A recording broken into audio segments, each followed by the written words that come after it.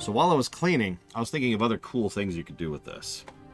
And these are all literally off the top of my head while I was vacuuming kind of ideas. So forgive me for how stupid this all sounds, but we could do like a vampire campaign. So hear me out. The way it would work is you've got your units. You have no barracks. You notice we have no barracks in this mission, so you cannot replenish your units. And probably set up a trigger so that you can't, like, it just bingos your gold every turn. And make sure that you have no source of gold whatsoever, so you can't use any of the healing abilities, right? And then give you, like, a bunch of mages or something similar. Doesn't really matter what. The unit composition doesn't matter. Because the core idea is, as you kill a unit, it heals. And we could either make that heal every unit on the map, which would be a little overpowered, or make it heal the unit that just did the killing. That's cool in its own right. We can also flip that. Every time an enemy unit kills one of yours, they heal. And there's lots and lots and lots of stuff you can do with that. Another idea that occurred to me was... Maybe I'm exaggerating. There's a couple. There's one thing you can do with that. Another thing that occurred to me is make like a mercenaries campaign. So, you never have towns. And anytime you claim a town, it's either destroyed or something else, right? It doesn't really matter. So, cannot actually claim any towns. No passive income whatsoever. But every enemy that you take out gives you some money in return for you getting paid for doing your job. And then that could be kind of like part of the strategy, is maybe you want to beeline for the objective over here. But at the same time, maybe you want to go ahead and kind of sweep a little bit. What you could also do to really make that cool is, remember I mentioned the idea of how to set up quite a few redundant campaign flags to track things across missions. So maybe not do like every possible combination, but maybe do like ranges. So if you had 0 to 1,000 gold at the end of a mission, you start off with 1,000 gold at the beginning of the next mission. And if you had, 1001 up to like 2,000 gold, you start with 2,000 gold in the next mission, right? And so you would then be rewarded throughout the campaign for going out of the way to killing more units, except killing more units is of course more expensive, because you don't really have the ability to repair or replace units other than the money you're making for doing them. So there would be a constant risk-reward thing going on with how many units you want to kill versus actually just accomplishing the objective. And you'd probably be really, really cautious about losses, because replacing losses would be a whole thing, right? And that's just two ideas. I had a third one I can't think of right now. That's just two ideas right off the top of my head while vacuuming that you could do with this. This is a really cool toolkit. I have given it many, many positives, and I stand by them. Yeah, this game could have been legit, honestly. This game could have been really, really good. Like, the amount of map design stuff you could do here is kind of crazy. And yeah, so Blade Tavel is correct. We could do the zombie... Like, we've already shown it. We've already shown how easy it is to make it so that you kill a unit, and then you get a unit for doing it. Hell, we could probably do a thing. Hell, let's poke at this really quick, because I bet you money... It could have been Type 3B. I don't know if it is or not. You have to ask Ganosians, who is not here. So, here's our conversion condition, right? So, hang on. Rather than a kill condition... Well, I haven't played that Type 3B, so who knows? Oh, there's Ganosians. Hi, Ganosians.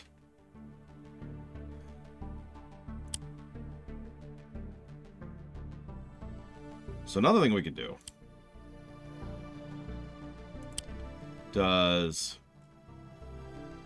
player 2 have at least one unit of any unit at any location with less than 50% health?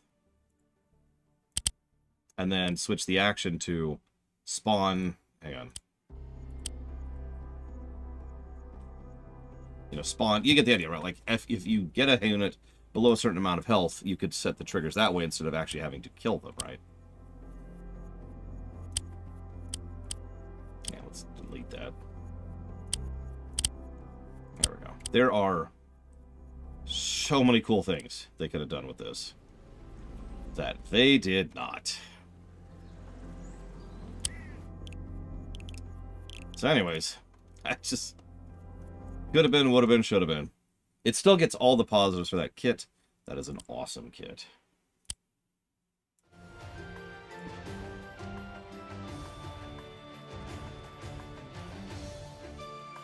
How could you have a more childish story? Okay, whatever. I do want to see something. Okay. I have read all this crap that doesn't matter, never does.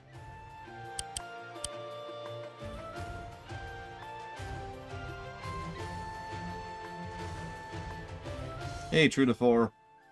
How's your day going?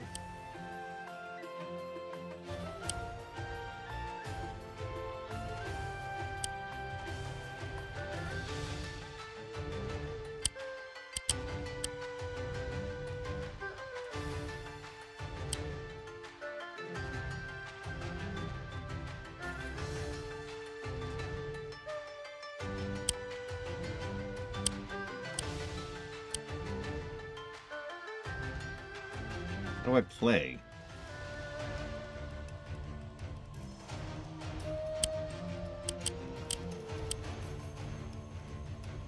Oh, there's mine.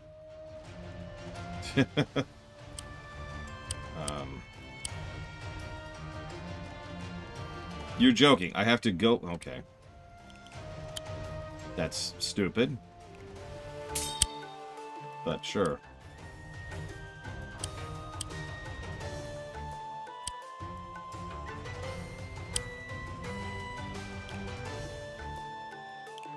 I guess these are our secret characters. None of whom I recognize at all, so I'm not sure why they're secret characters. Oh, okay. Never mind then.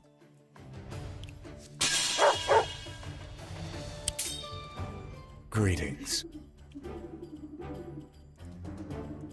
Face off against an endless horde of enemies that will grow more powerful over time. Survive.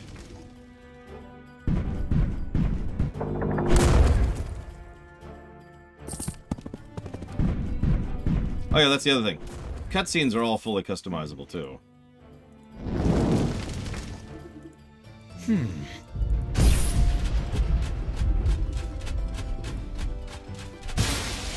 Oops.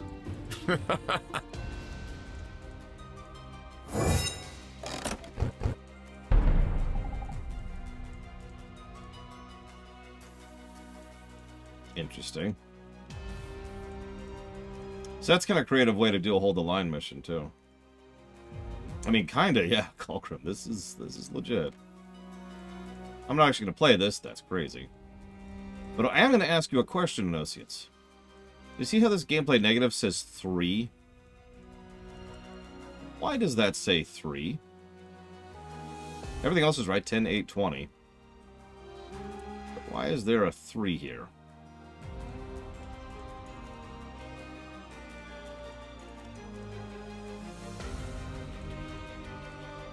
Just random curiosity, really. No reason.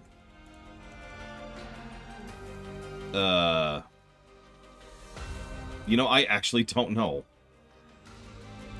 I don't remember if I edited that one to add in the proper text output.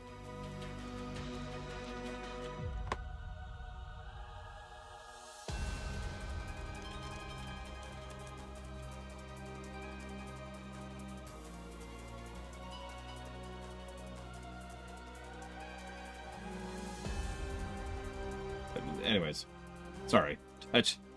I'll figure it out. Okay. So, I was writing down stuff, which is why I was reminded of that.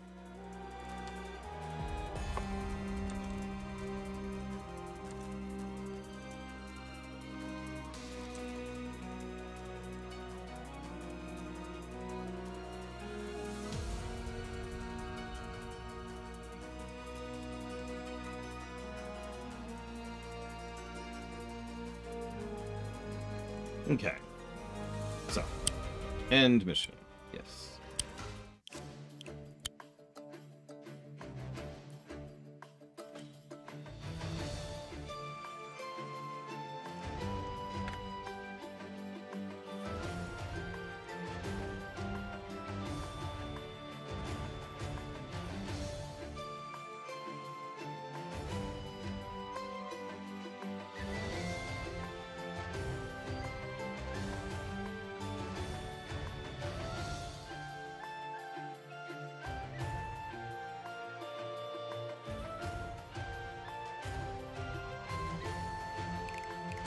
Okay, sorry about the delay.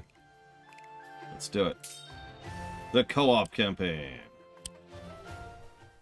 Hey! Beautiful day, isn't it? Yeah, tranquil. What's that? What's what?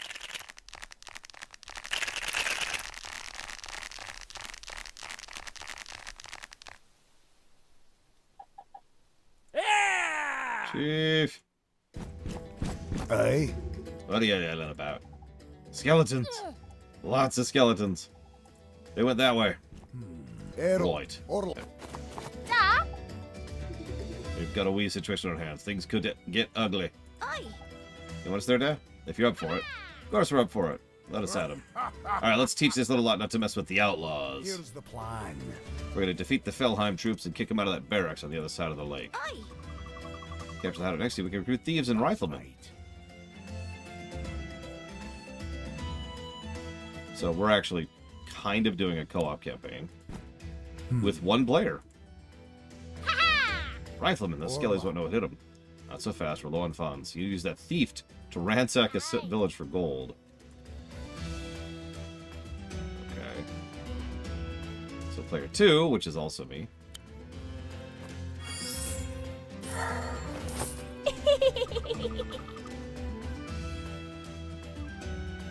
We did it, we got the gold. Bear in mind that heavy bag will reduce your thief's movement range. And ransacking structure makes it neutral. A thief will neutralize, but not capture.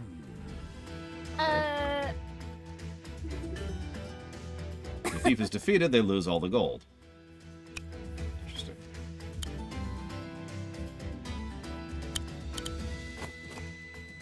Listen, it's always new math. Always.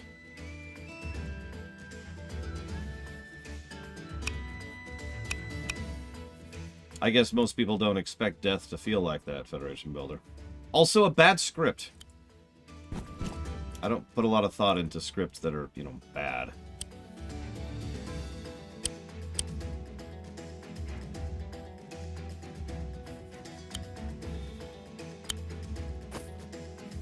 Oh my gosh.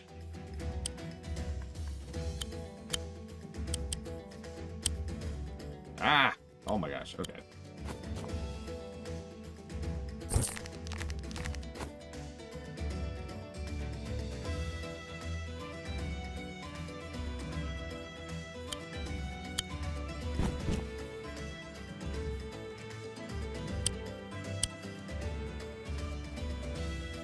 Wow, you gave me a nice, efficient tutorial. And then you screwed it up immediately by making the map kind of suck. I will say this. Perk's final words being it was fun actually makes sense to me. Especially given the significance of that dialogue. Spock, I believe it is.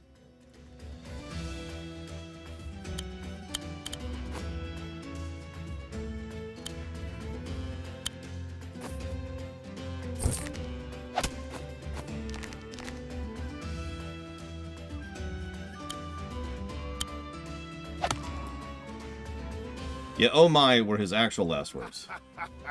Those don't count.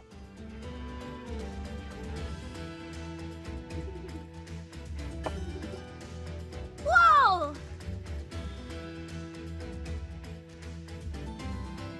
Google... Wait.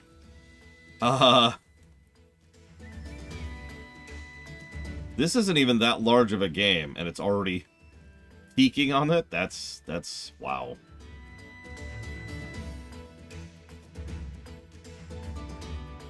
I mean, think about some of our MMO reviews, which get into the hundreds, you know?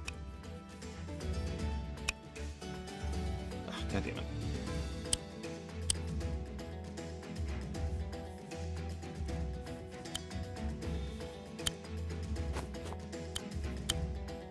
Yeah, I just realized I'm doing this completely wrong.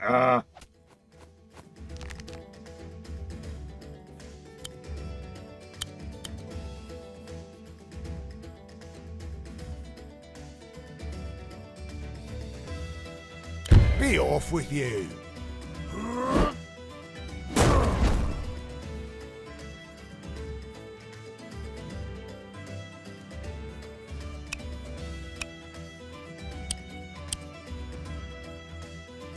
Like, that's wild. I'm honestly blown away by that.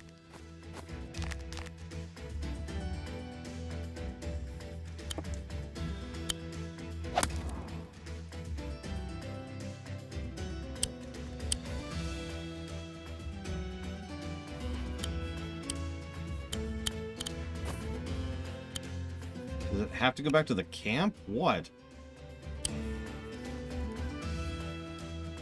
It has to be a hideout, specifically. Okay, that's helpful information, game.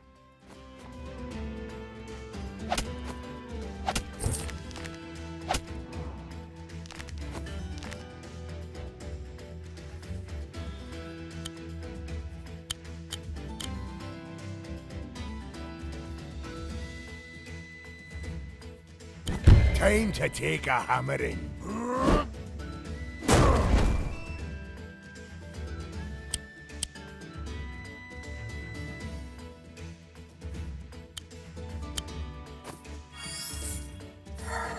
Hey. Okay, so that's how I thought that worked.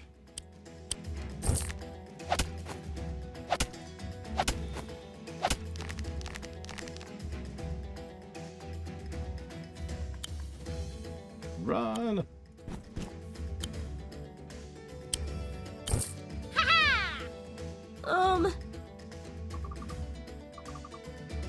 Hey. Bullseye! Hey, Zach Taft. Okay, so we'll see how riflemen work out. All right.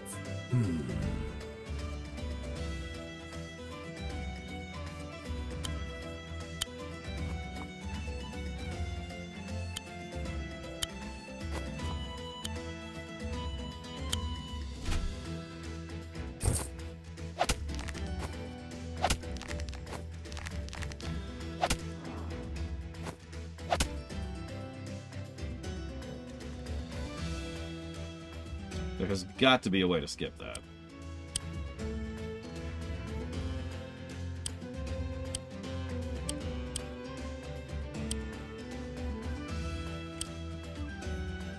Okay.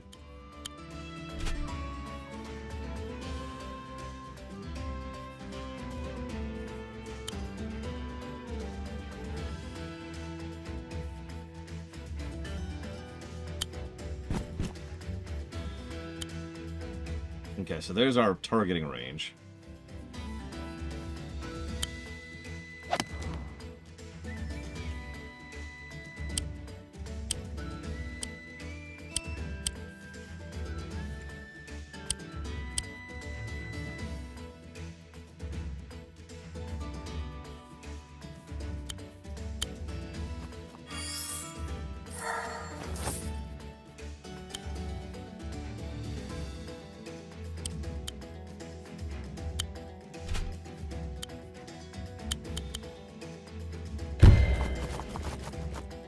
You won't see this coming.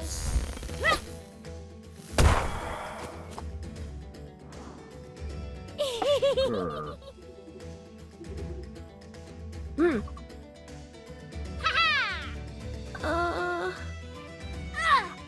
No. Okay. So their AoE, they have an AoE heal and an AoE DPS. Both affect everyone. So the AoE DPS has friendly fire, and the AoE heal also heals enemies. Cool.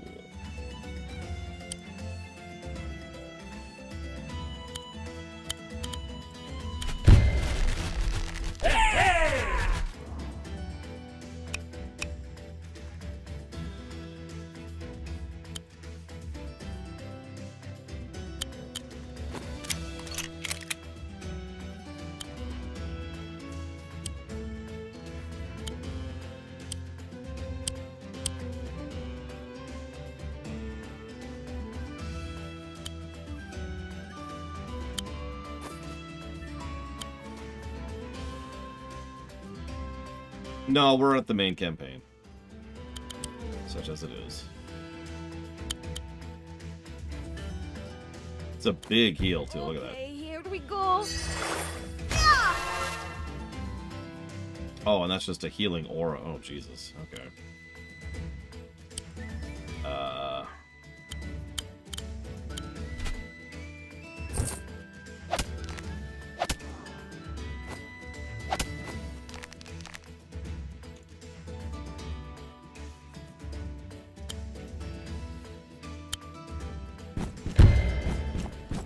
Alright, this might be a squeeze.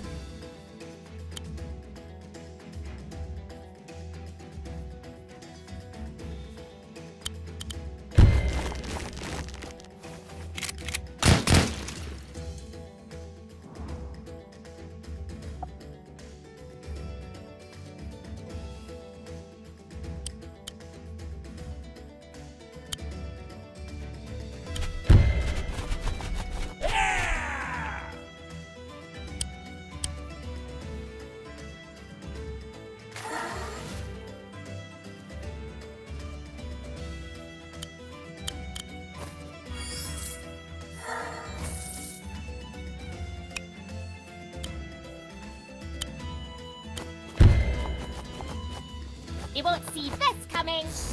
Ha!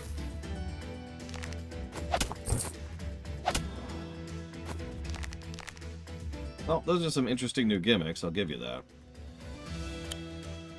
Cannot argue.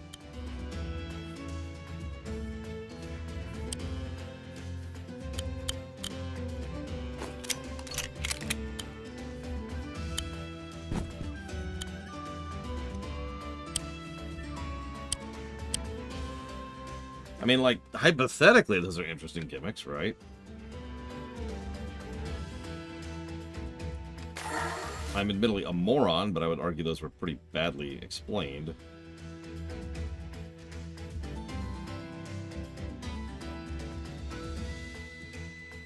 Yeah, I noticed those are expensive as hell.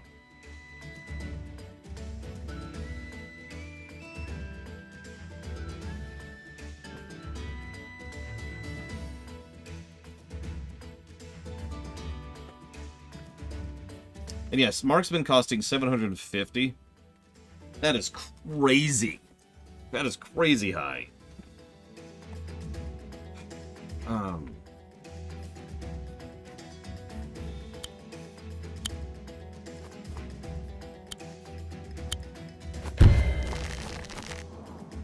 Also, I'm probably wrong about the math here. Also, they have, like, no defense or health. Probably wrong about the math here, but, like... Is it just me, or is the ransacking and then capturing mechanic a little bit more involved than it needs to be for how little benefit it actually gives?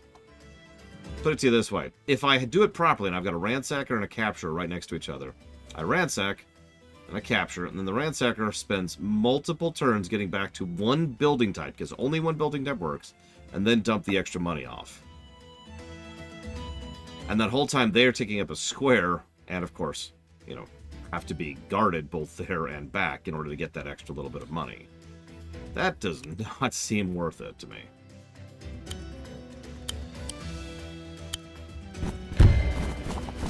Here I come.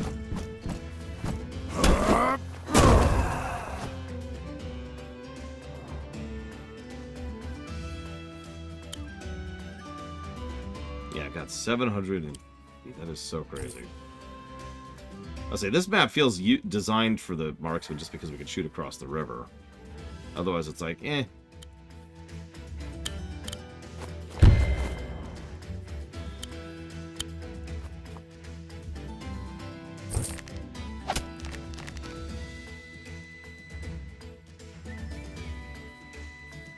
So I assume this game has no online co-op.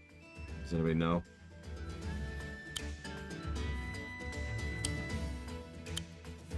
Really? Tell me more.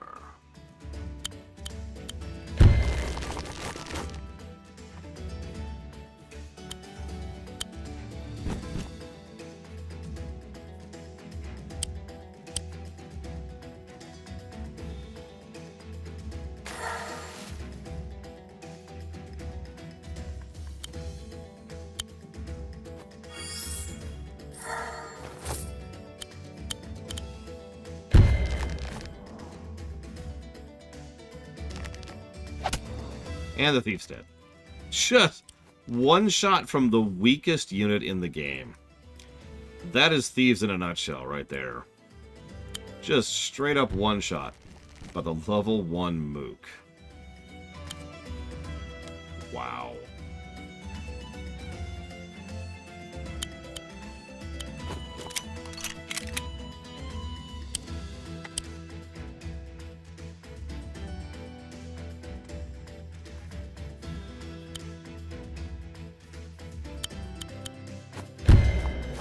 Or, shoot, I didn't actually mean to do that. Whatever.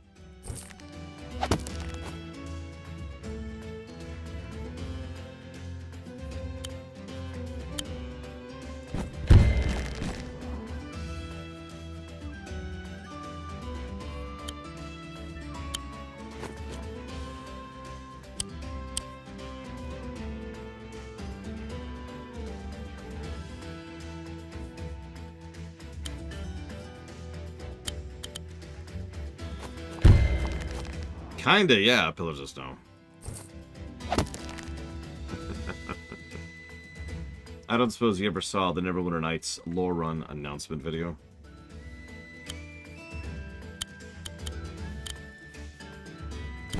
Time to take a hammering.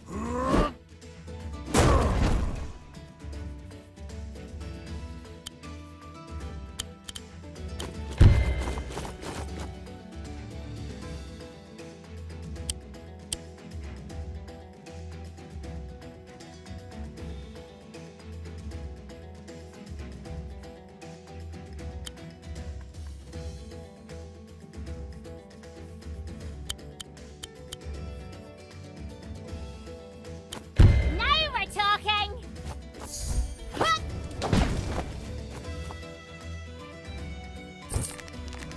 Okay, so the water shrinks every turn. I'm guessing the fire grows every turn. The reason I ask is because during the announcement video, I was actually capturing real footage of myself, and I had a whole gag planned. But then the character I made died to literally the first enemy in the game, you know, the one right outside the door. I'm pretty sure I mentioned my experience with that during the run. So, that's the quintessential D&D experience right there. Dying to the first level 1 Mook you find because you have 4 HP.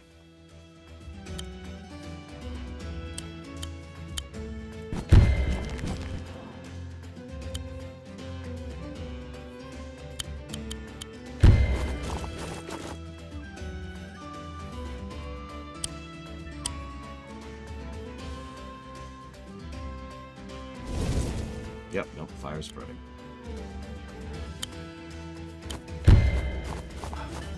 Kind of, but more likely, Blade-Fall. There's a reason that right off the bat they give you a wand with infinite level 0 spells. So you have an auto attack that you can use at ranged.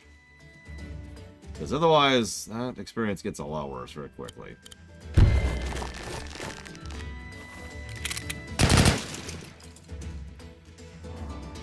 How would we make Marksman better?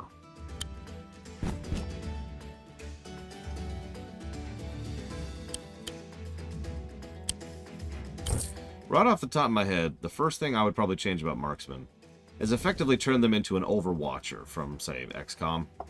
So instead of just, you know, having the ranged attack or whatever, they lose turns getting into position and setting up and aiming in a direction.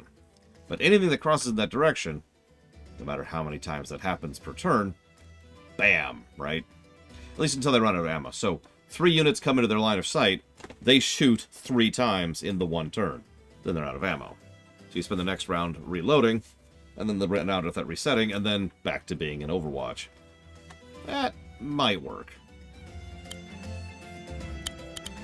That is off the top of my head, though.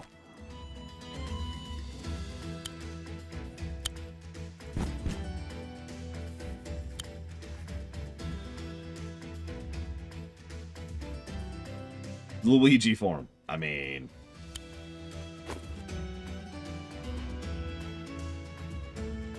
Hey, Goki. I do hope your day is going well.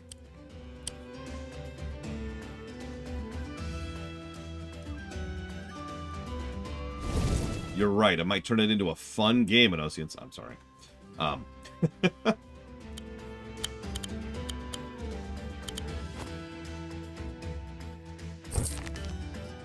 so what's your idea, Nosians? How would you make marksman not garbage? So I'm probably never going to use them again.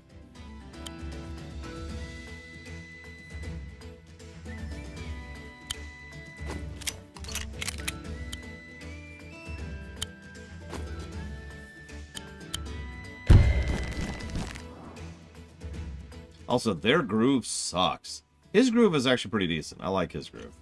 A repositioner with extra features and or consequence? Cool. Their groove is awful.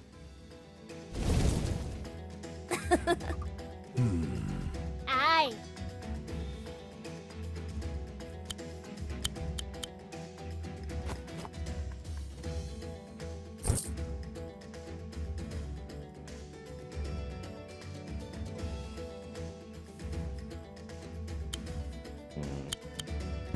No. So just really, really boost their damage, but keep them at functionally 1 HP and no ability to counterattack.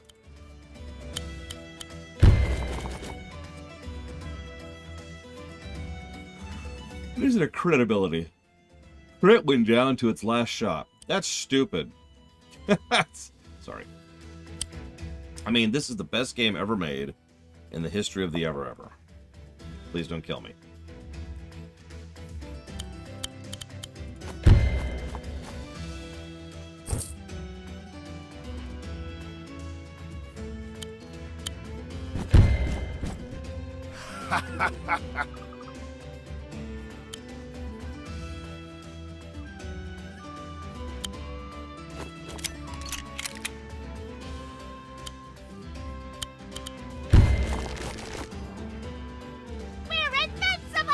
You did well.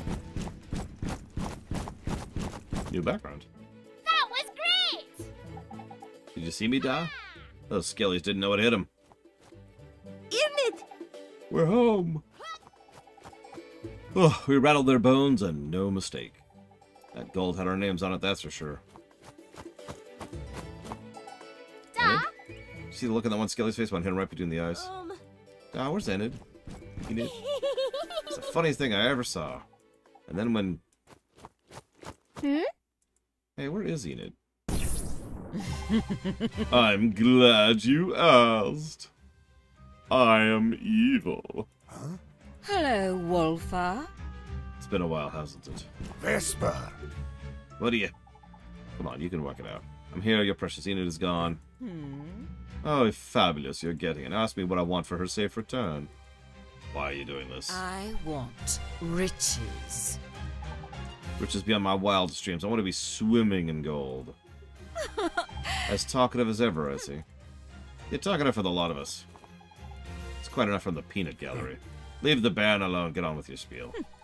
Why so cross, Wolfar? Worried? Turn that frown upside down. I know you don't have a fortune with just one income and so many mouths to feed. I also know how you can get me my money. The ransom you're demanding. White! Can you guess what the plan is? A heist, old friend! Well, 4 heists, actually. The Imperial Palace of Heavensong, the Storm Fort of Felheim, the Celandine Vault of Cherrystone, and Florin's Iron Root reserves. Okay. All the gold in Arania. A small price for someone you love so very, very much. Don't you agree?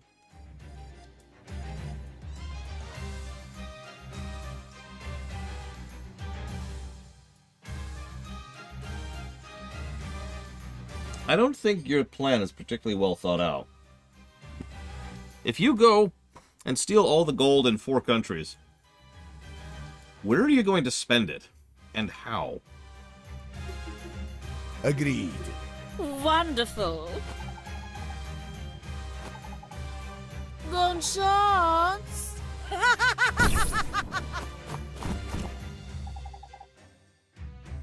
Yeah, also gold weighs a lot. Oh, we're gonna get it back.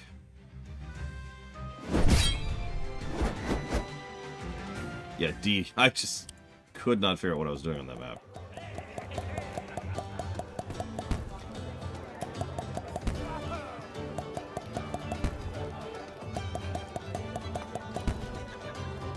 Yay. So, I hate to ask this question, but, like, how many missions is this in Oceans?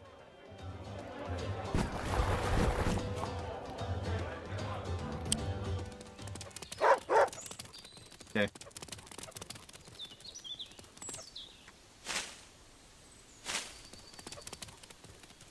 Listen, Scales of Justice.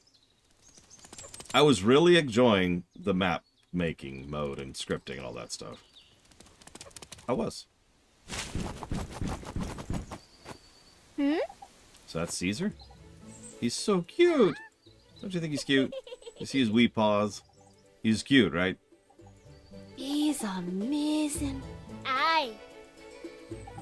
You said he was a menace, but even Errol can see he's a dear wee beastie. Imagine having a dog like that. Maybe we could... That dog isn't sweet in the slightest. He's a scourge on the free-thinking, free-acting, free-booting society. He's the epitome of our aristocratic tyranny. He's a gilded, dallying prince armed with the biting maw of an elite and distant peerage, beholden to no one, feasting on the bones of those crushed beneath the yoke of serfdom.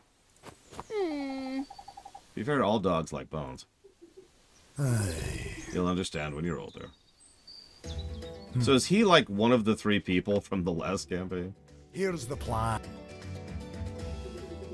So, Hey. they've got captives. That dog is known for imprisoning honest, hard-working outlaws. Hey everyone, I've got this great idea. Let's make crime illegal. Now we're talking. So this is when we see the switch functionality that was mentioned in the editor.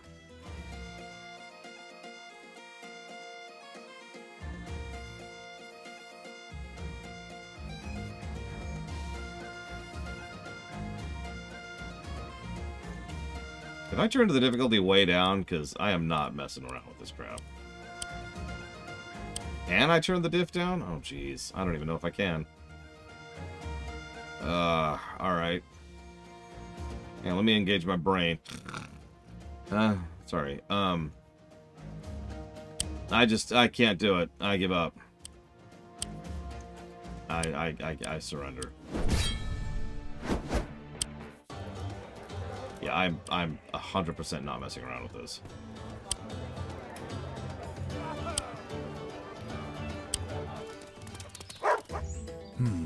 Here's... Dog.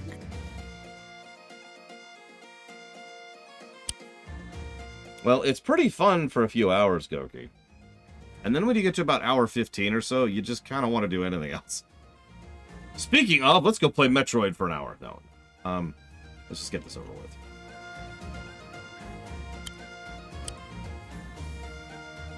This is what you give me to start? Jesus Christ.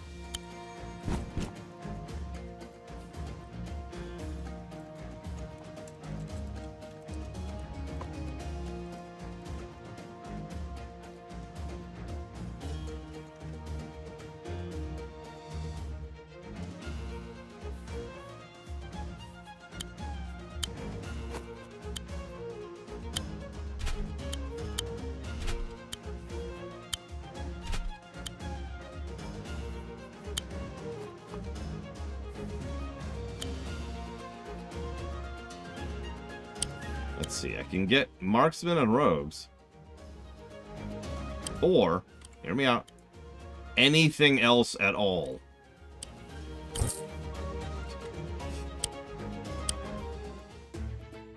Oh, I love the cutscenes. And a lot of people, including myself, really like the visual style.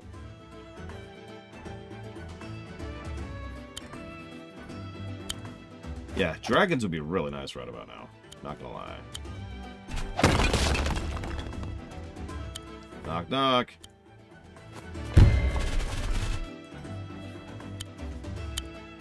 It's okay, I'm sure there's more than just 2 new units for this particular campaign. And looks like 1 new functionality.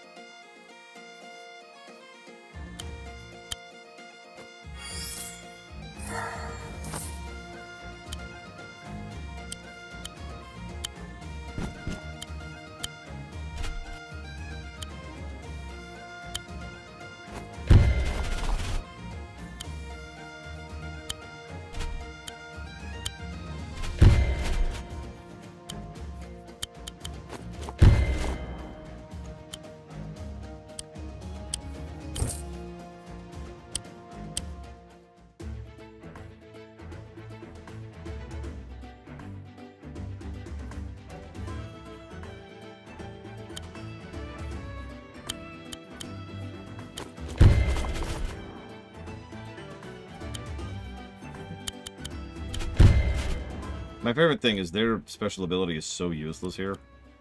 Like, I don't want to call them completely useless, but, you know, if the shoe fits, right?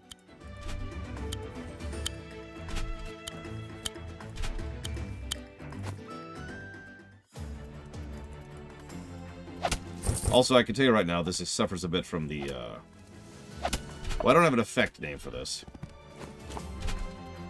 But, there's this problem that an inordinate number of games have, where the DLC is just way harder, or the expansions are way harder than the base stuff, because they're designed for people who are maxed out, or who are bored of the vanilla game, or they've been listening to the wrong people, and I'm going to say it that way,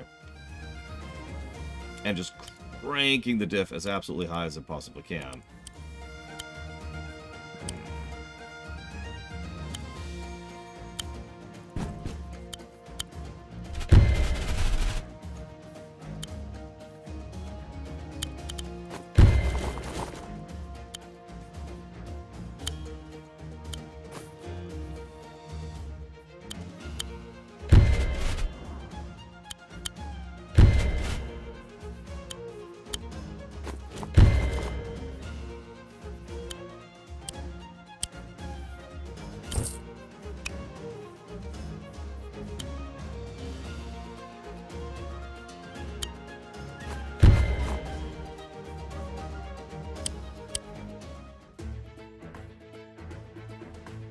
Okay.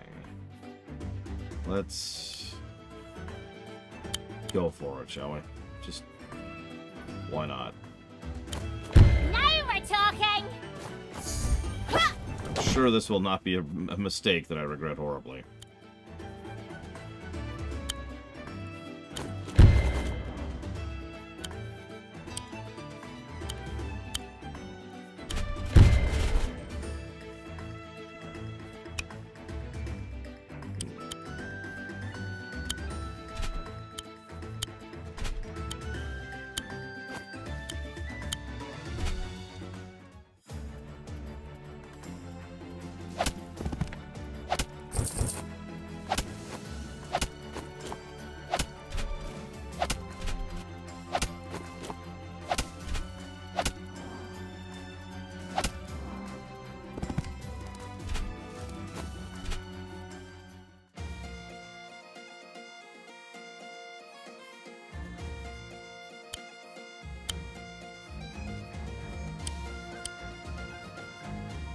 That's Caesar?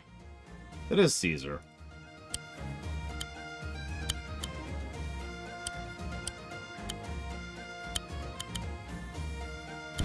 Be off with you.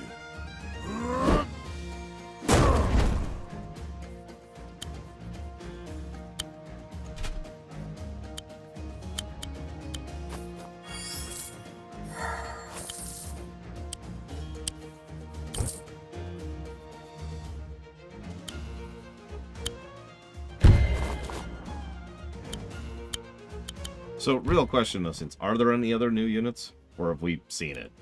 Like, was that it? Oh, by the way, last tutorial while we're on the subject. Okay, so they die instantly, and did he?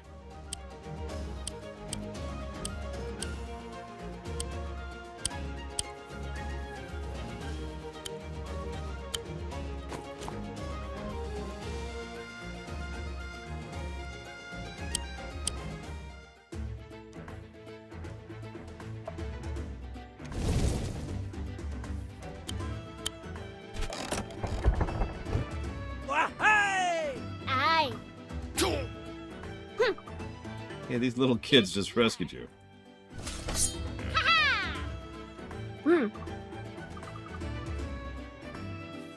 just... okay. I don't know, if I was being rescued by someone, my first thought wouldn't be, hey, you're just little kids. Maybe my second thought, not my first one.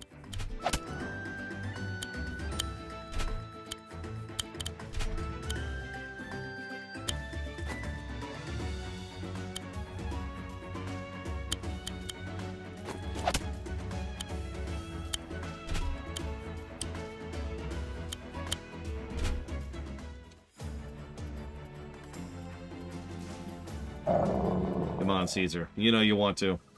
Oh, no! Okay, please let me do what I want to do. Please let me do what I want to do. It's gonna be really funny if I can.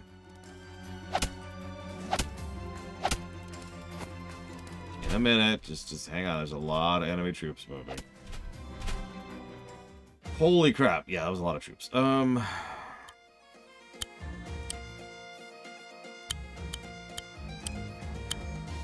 Damn! You apparently cannot tee off an enemy commander. Bah! Again, I say, bah!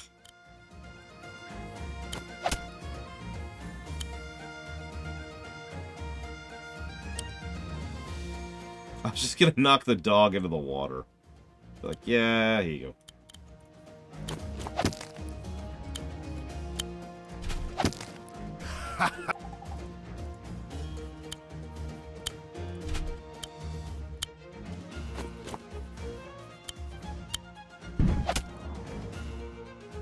Hi, J. Palmer.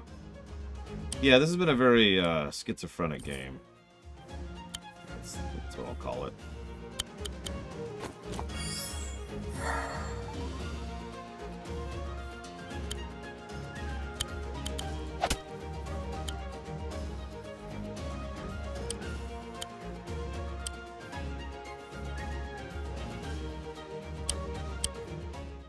Is this better than the base game?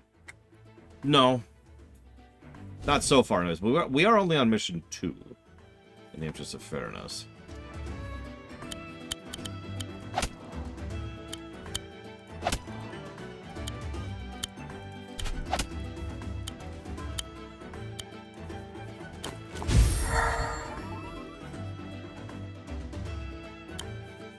That's true, Scales of Justice. By logical definition, you are correct.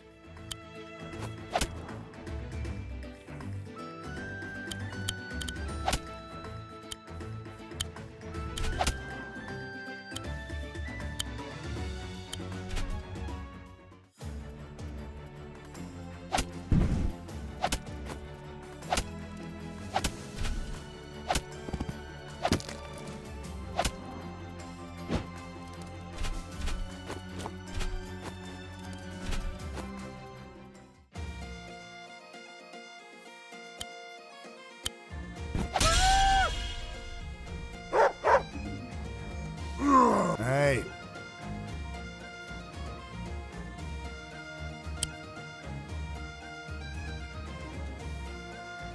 But we... okay, whatever. AoE bleeds? Technically, yes, J. Palmer. For example, if you are a prot warrior and you have a talent, every thunderclap will put rend on every target that it hits. I believe there's also a feral druid ability that does the same kind of thing. And a guardian druid ability that does the same kind of thing. I think that's it.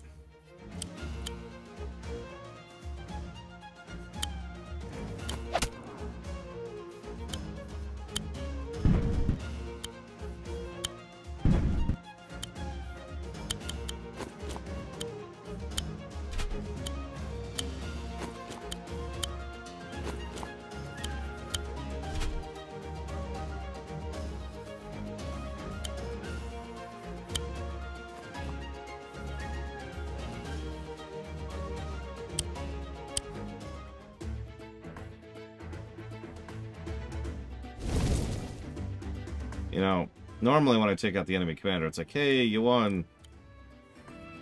And I know, that's just not the win condition here, but like, why, you know?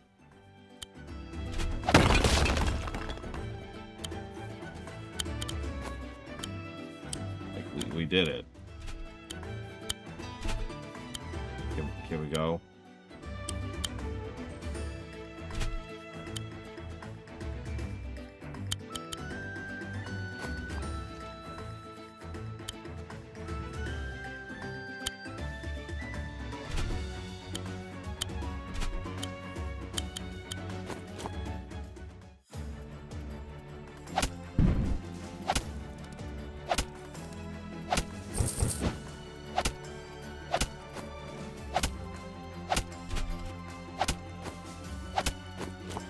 Favorite ability in all of WoW? Up.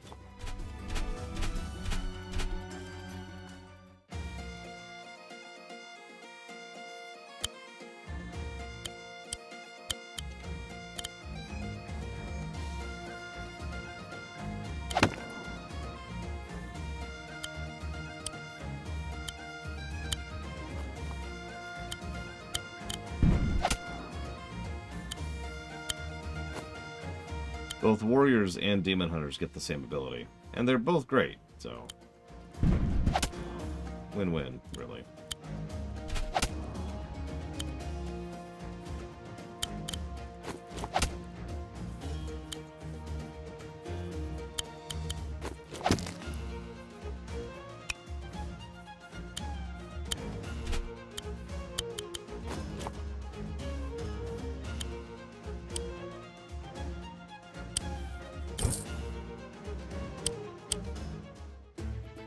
Up, H-U-P.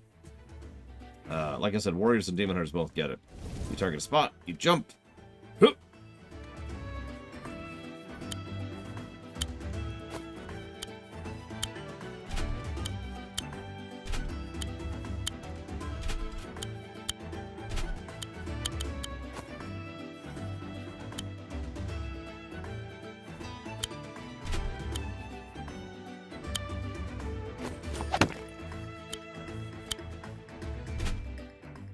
Especially good because if you have a talent as a warrior, it actually gives you a haste sprint immediately after using it. Anyway, so we're about to lose the game here. Yep, there we go.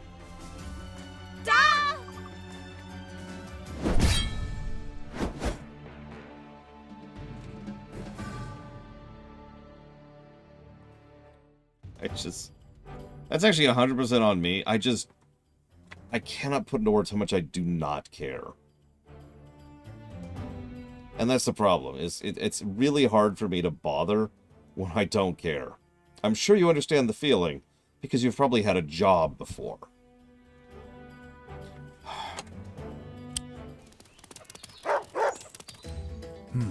Here's the... Dog.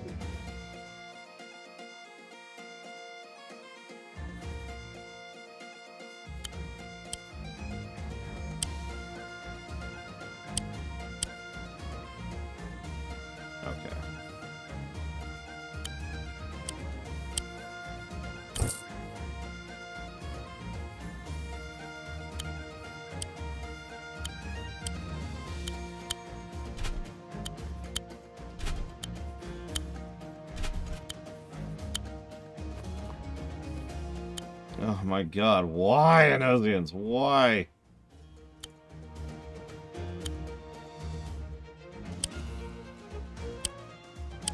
Someone give me something to talk about, please. Help me to stay awake. I'm very tired. And didn't get any kind of a break during the lunch break. And this is extraordinarily boring.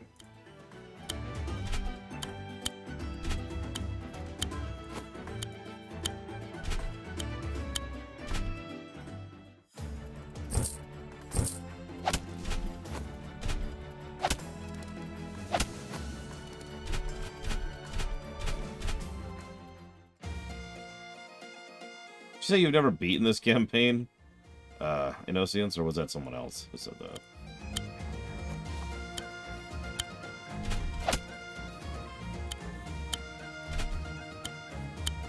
I mean, honestly, if Neltharion didn't become Deathwing, someone else would have. Jesus Christ, Pillars of Snow. Very on the lead there.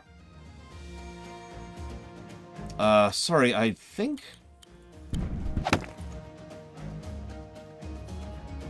I mean, yeah, no, I'm bored silly. I don't blame you. This is not interesting level design. Remember all those cool, interesting, fun things we came up with? You know what they came up with for this map? A completely bog standard map with objectives that mandate you wiping the entire board. This is a kill-all. You had the game out, you had the expansion, you had time with the editor, and you made your second mission a kill-all. Why? Hang on.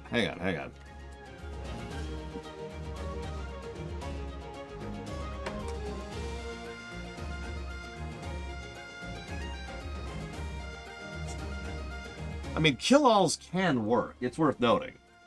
But generally speaking, kill-alls are almost always going to be the least interesting possible type of map in a strategy game. The reason they became so prolific was because back in the day, we couldn't code anything better. We didn't have the physical ability to have better map design. Nah, you can't quite see it. Well, here, I'm just going to put this sign up for no reason. Yeah, it's artifact game design. It really is. I'm going to be very honest with you. Even if I was playing this with my friend, I'd probably put the game down right now on this map.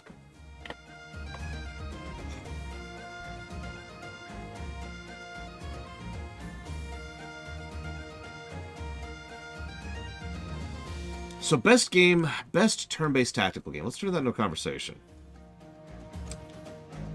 What can we think of? Yeah, kill-alls are straight-up padding, too. What can we think of as, like, the best turn-based tactical game? It's obviously not XCOM 2. We proved that last year. That's what I would have answered. Until the dark times. Get! Ha-ha! I suppose DOS 2 comes to mind immediately, but if I'm being honest, that's a turn-based tactical RPG as opposed to a turn-based tactical game. And I know there's a fine line in between those two things. But I do think that's different enough to warrant a distinction.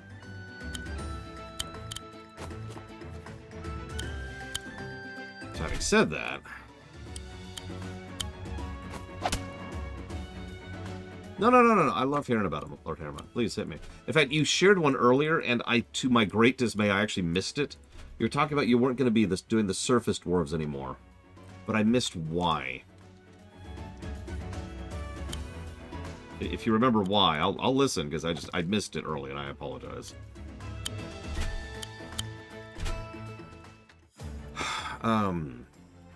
So let's narrow this down. Turn-based tactical games I enjoy at all.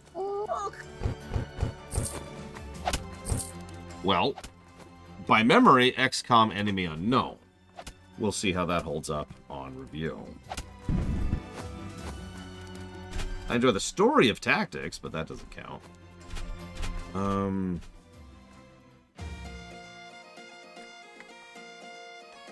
I did like Fractured Yet Whole. Absolutely.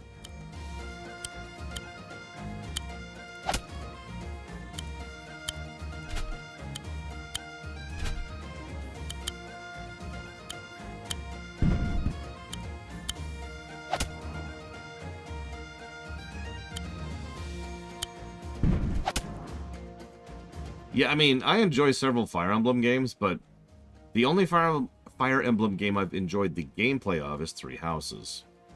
Having said that, that probably is my answer. Fire Emblem Three Houses. And that game has pretty serious issues. But it's still probably the best one I've seen. So far. Valkyria Chronicles...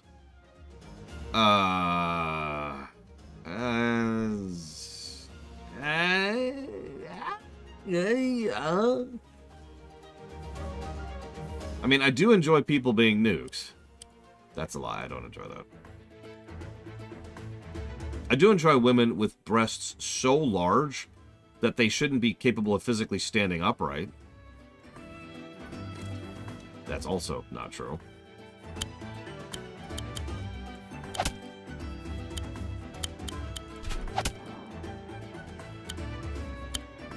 Real talk, I played Valkyria Chronicles for a rumination.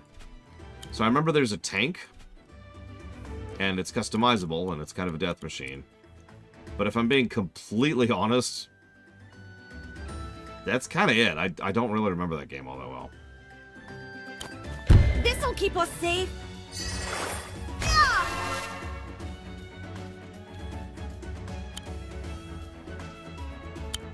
I'm not saying it was good or bad, I'm just saying I don't remember it. The Curse of the Ruminations.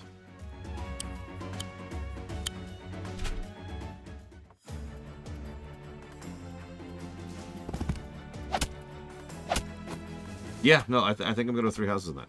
So, I've come up with one turn-based tactical game I unabashedly like.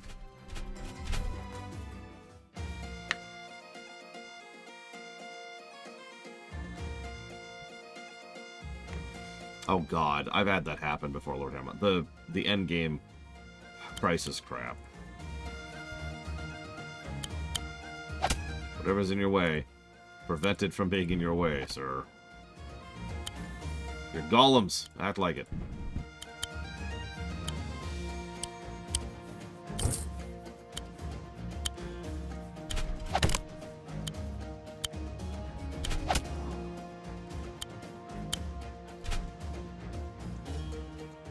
Yeah, I saw the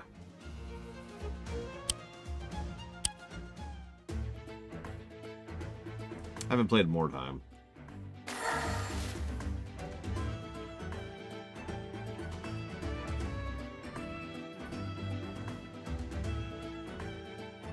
I've played to Endgame Crisis several times, actually, Lord Irma. Although, admittedly, not for a long time. That is old information at this point. So it's probably completely changed by now. For example, I have not played since you have been able to become the Crisis, for a bit of perspective.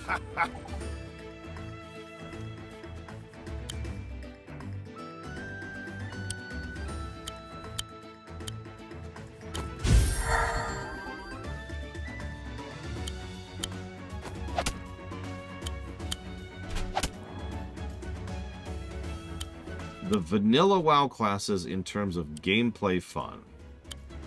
Oh, wow. Let me think of any WoW vanilla class I actually liked, and let me get back to you on that.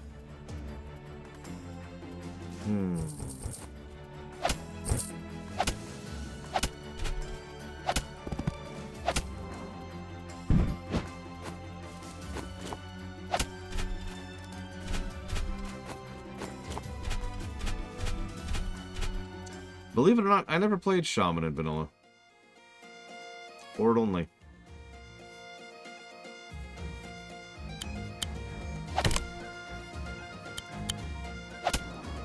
I actually did play a holy priest, a priest, that's what it is, in vanilla. I even got benediction. I think I've told that story. Or an anathema, if you prefer.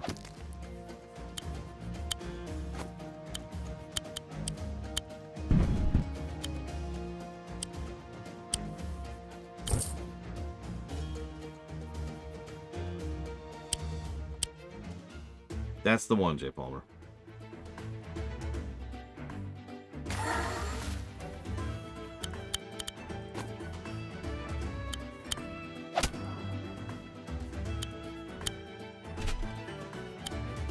Would you believe that not only did I succeed at it the first time, Lord Haremont, I then immediately had to do it a second time? Sure, I'll go ahead and tell that story while we're here. Then I'll get back to your question about how terrible classes are in vanilla. Sorry.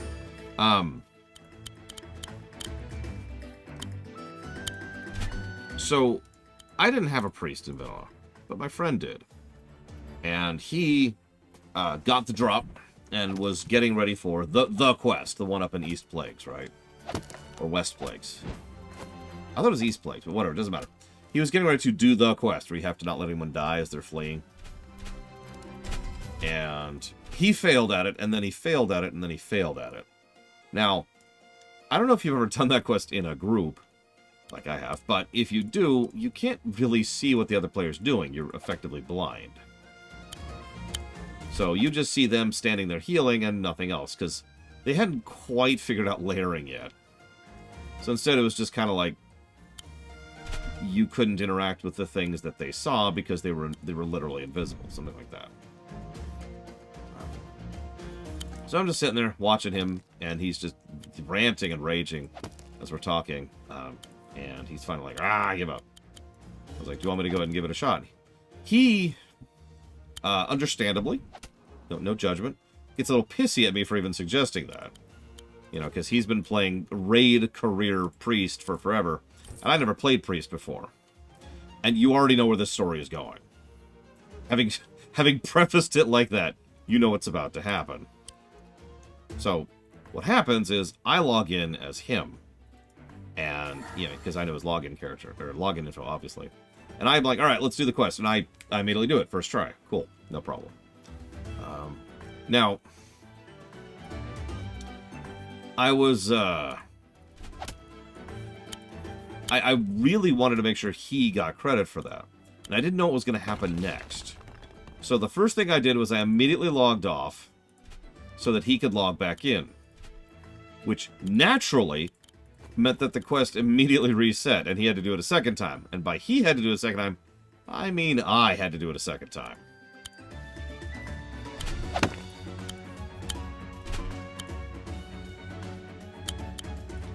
Which I did. It was, as you might imagine, harder the second time around.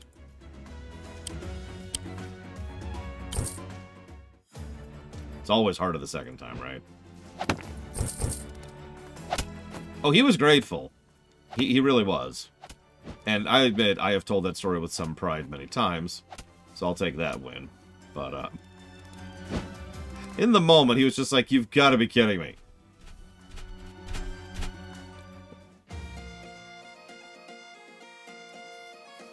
Now, the Hunter quest, much harder. The one where you have to kite, because if they get in range, they kill you.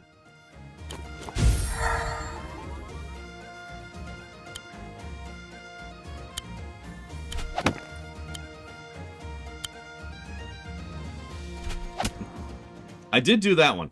That one took me a lot more than one try. I don't know how many tries that took me, because it was a lot.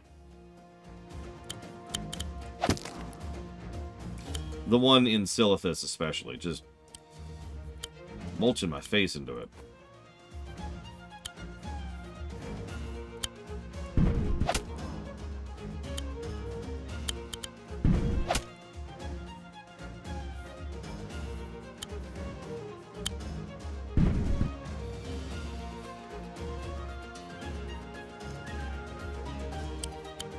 Oh, no. Probably closer to like 10, J. Palmer.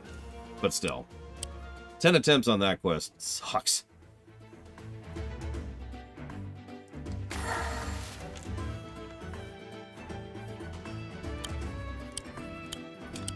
I remember quests in Vanilla because I was the quest guide for everybody else.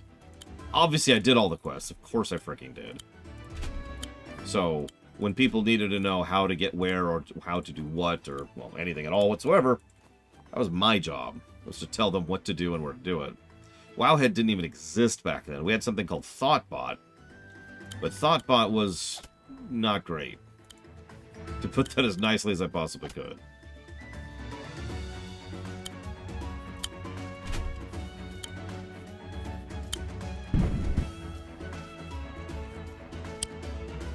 I don't actually know, J. Palmer.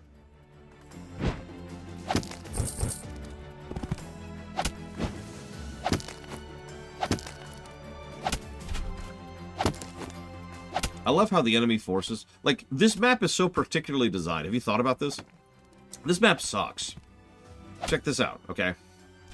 It looks like a nice big open map, but if you actually look at it, there are exactly 4 squares to get from the left side of the map to the right side of the map. 4. This map is designed to be bottlenecked.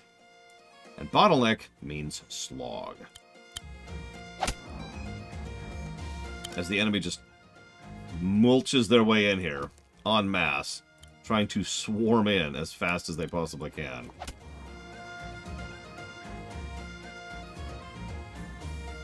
Really, J. Palmer? That is hilarious.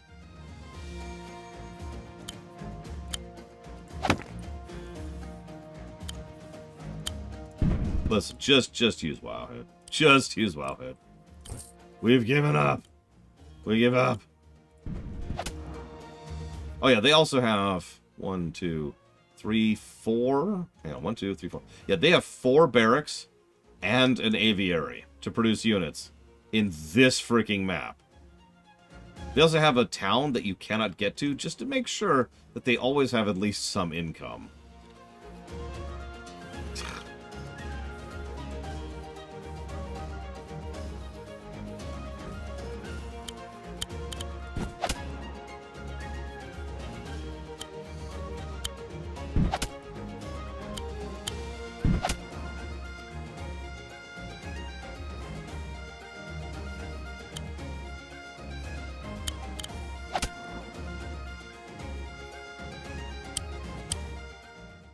Good morning, Darker Eye. I want you to do me a favor. I want you to take a spear and, like, feed it to me. Just right in the mouth. Just... Gee, thanks, Billy. You want a hand with these militant tyrants? Spelled wrong? No, you're absolutely right. This is just... It's not unique, it's not engaging, it's not fun. It's just a waste of time. Which... From what I understand, is kind of what these people want. Like, you know how that goes, right? I say, oh, this sucks because XYZ, and then people say, yeah, it's exactly what we like about it, and I just stare at you like you're crazy. This happens a lot to me, is what I'm trying to say.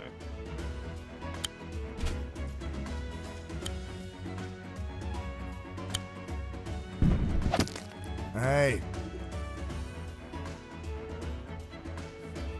Oh, wow, J. Palmer. It's not even worth the time to use and move half my units at this point.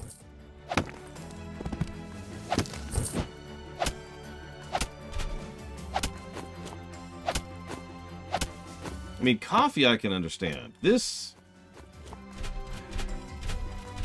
I have a hard time calling this coffee. In fact, I have no intention to give this the coffee tag. I don't think it's going to serve any tag, other than the time-wasting tag, which, believe it or not, isn't a tag. I know, shocking. We should have a time-wasting tag. Have you seen my wall of golems, Darkrai?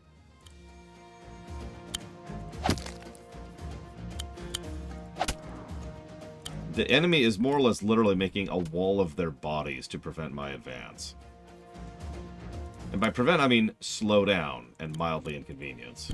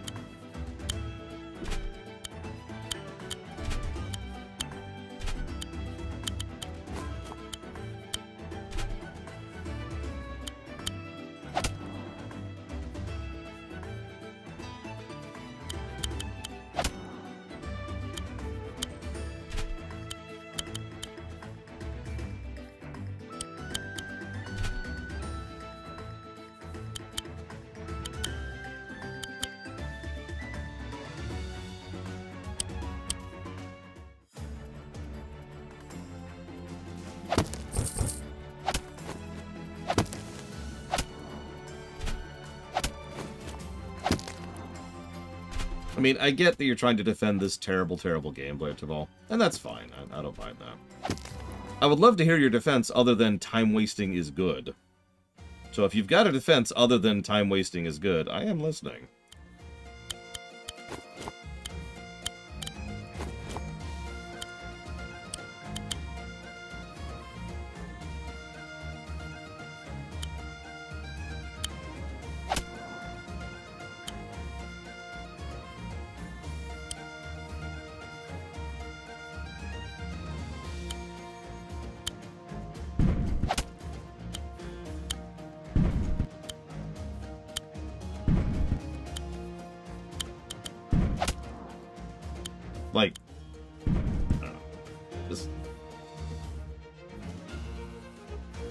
I don't have anything else to add at this point. I've made every point I possibly could.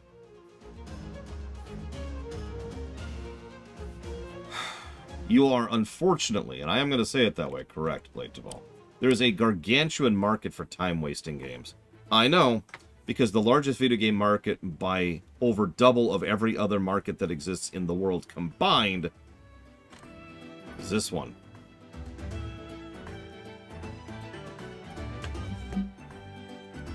And yes, I do actually think that's a bad thing. Is it a bad thing that people want to waste time? No. Is it a bad thing that people want to play mobile games? No. Is it even a bad thing that mobile exists? Yes, that is a bad thing. But, as always, it is the severity that really bothers me there. Aye.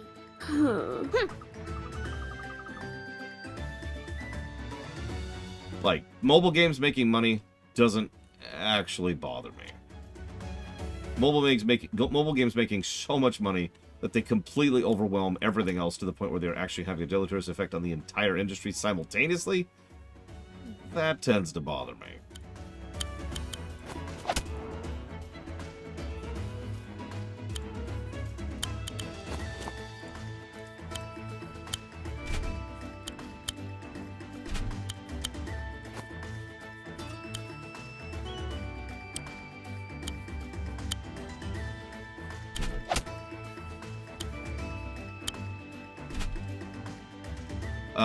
Of course, I still have my Shield save file. I never actually played the Pokemon Gen 4 remasters in response to Darkrai.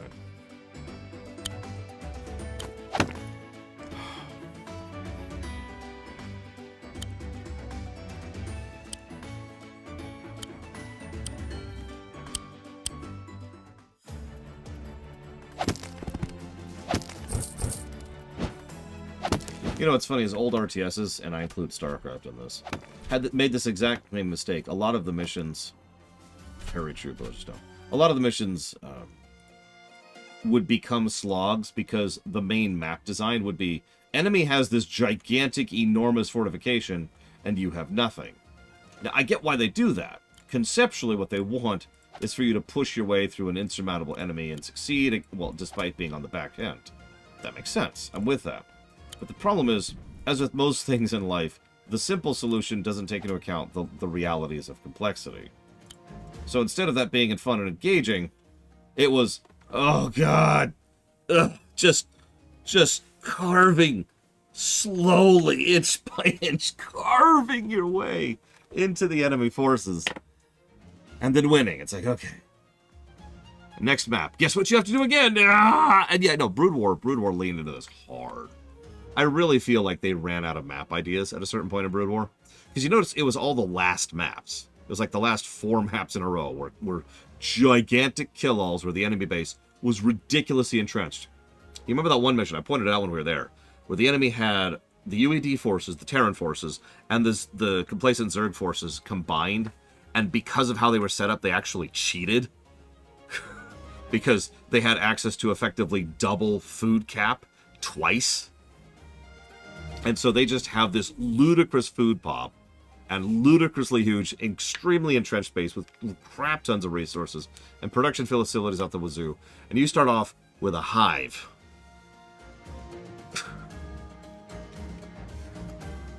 I agree with Lord Harrimont. So that's actually something worthy of discussion. Puzzle games and strategy games both have this exact same problem of reaching a point at which the player has won, and now you're just kind of spinning your wheels to actually reach the point of victory. You know how to solve the puzzle, you have locked off the enemy economy, you have destroyed the enemy forces, but you're still just kind of playing because you haven't hit the victory condition yet. In my personal opinion, most of that has to do with improper map design. A properly designed map will, by the very nature of how it is designed, recognize that you have won. And be like, oh, yeah, no, okay, here you go. And, yeah, exactly, Blitchwell. And I hate to hammer this point in, because one of these days, my viewers are going to just strangle me to death for constantly talking about StarCraft 2. But StarCraft 2 was really good about recognizing when you had won. And just being like, yeah, okay, here you go. There were very, very few missions in StarCraft 1, or StarCraft 2, excuse me, that would not just be like, oh, yeah, okay, here you go. When you had successfully reached the point of victory.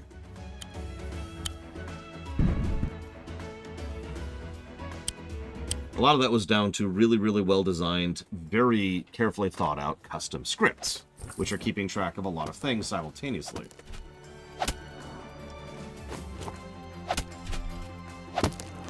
I mean, yeah, exactly, Lord Hermont. The evil dictators are like, ugh. I mean, have you ever studied history, Lord Hermont? I'm sure you have. How many times have you heard about a new king or a new queen rising to power, and then the first X number of years of their reign was spent shutting down rebels? And I'm sure they didn't shut down all the rebels, right? So, like, at some point, maybe they were just like, you know what? That's enough rebel knocking over for now. I'm gonna go take 5 and do anything else with my life.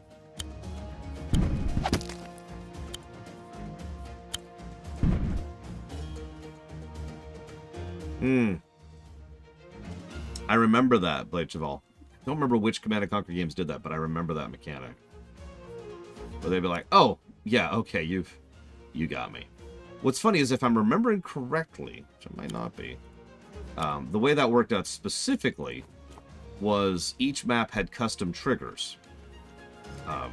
And the custom triggers were like per map, right? So like if you have accomplished X, Y, or Z, if you've knocked out all their harvesters and their ore nodes, or if you've knocked out this one specific command center, or if you've moved your troops into a certain area, or whatever, that's the trigger that then triggers the enemy AI gives up mode, where they sell everything and just rush you. That was a cool feature, and if and when we ever review those, that needs positives, because that was a great band-aid to try and solve the "okay, are we done?" problem.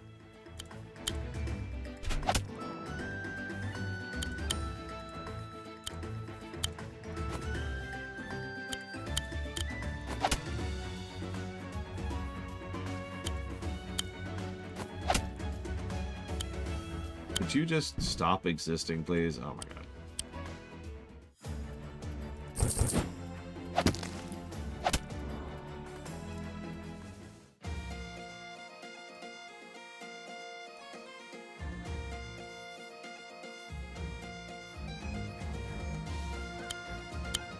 Die.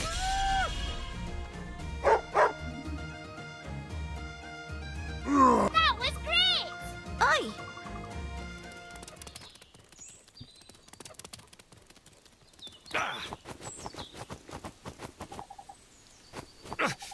We'll never catch him. It's not a fair chase. He's got more legs than us.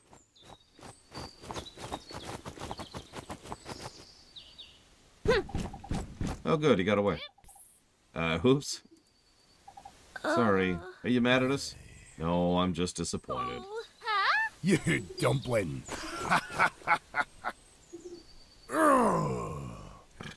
He's not disappointed at them because they have their own minds and their own thoughts, and they deserve to give their own perspective on things. Instead, he's disappointed because he wanted to give that dog a piece of his mind. And then he bolts before I get the chance. Thanks, Cowardly Professor. cur. Maybe you don't have to tell him off to his face. You could send a strongly worded letter? Oh, okay. Well, we did it, yay.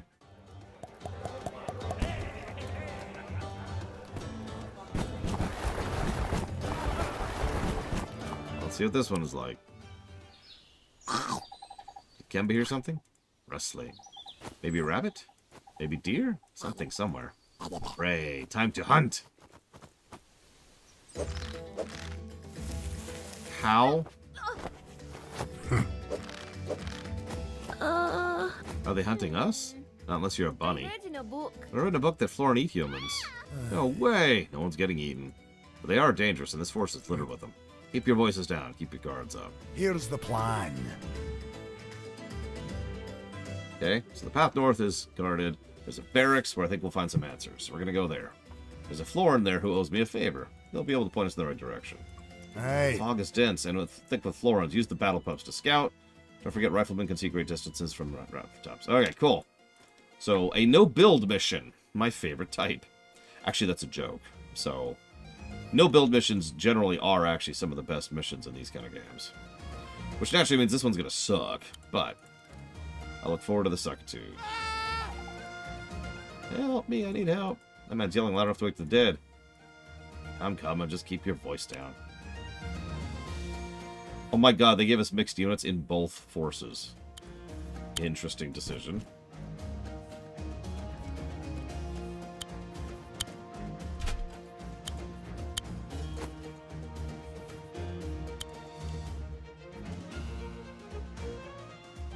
You know what? Yeah, you're absolutely right, Blade Taval.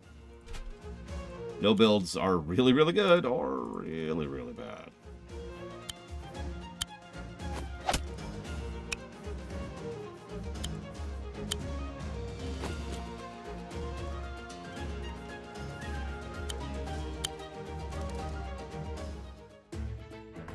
Listen, Inosians. That's crazy, and so are you. Any questions?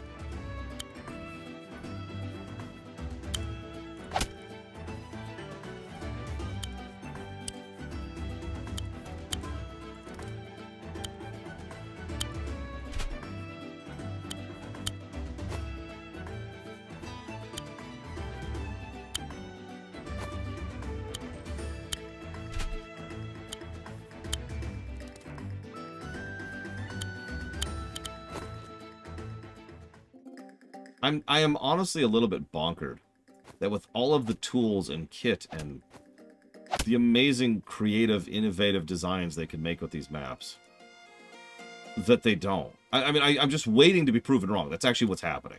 In my heart of hearts, I'm waiting to be proven wrong about that fact. Yeah, absolutely, Blade Travel. 100%.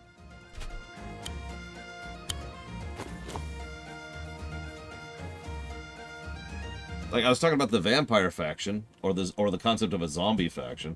We could even have, like, a recruit faction. You gain, like, a villager unit or something else that can't attack. And it can't really do anything, but, if it gets in range of an enemy unit... And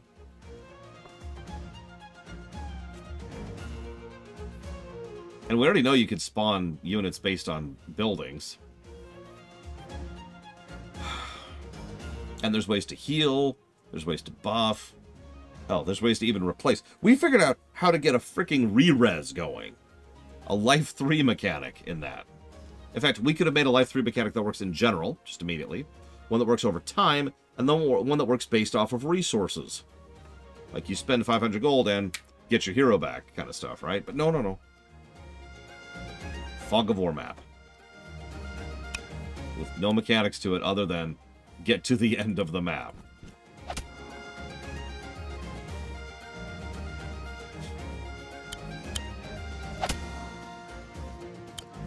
I'm done. I apologize. I am trying really hard not to rant. I am failing at that hard. Sorry, it was a trap. I'm bait. They said if I didn't do it, they'd eat me. Fucking plant people.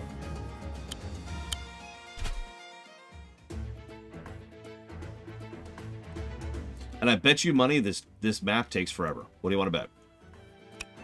As we're just slogging our way across the map. What do you want to bet?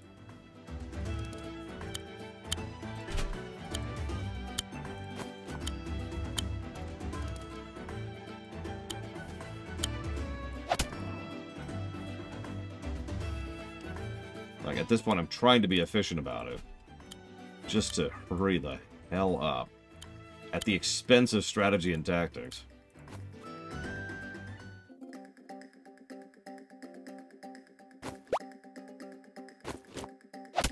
Oh, this is based on Godot? I should have guessed.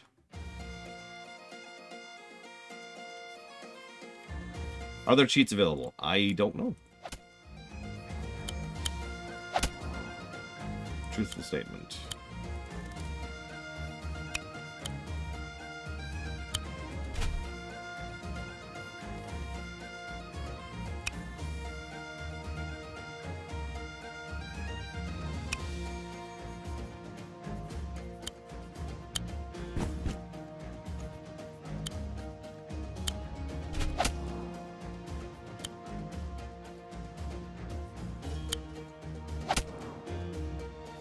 No, you're absolutely right. Your analogy is perfect. They have a fantastic alphabet and 3-letter words in the game.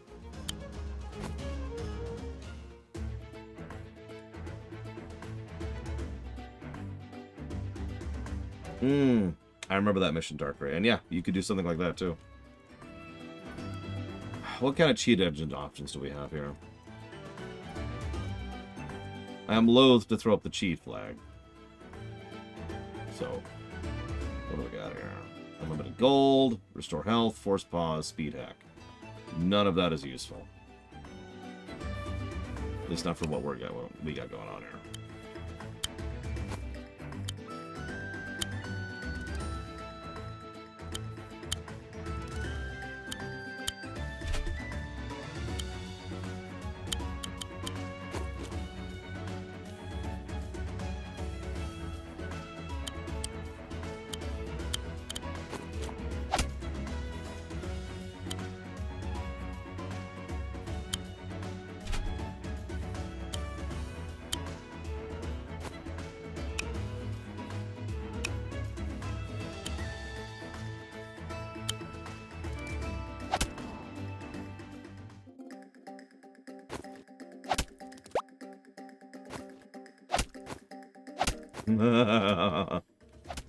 Why would you cheat at a game?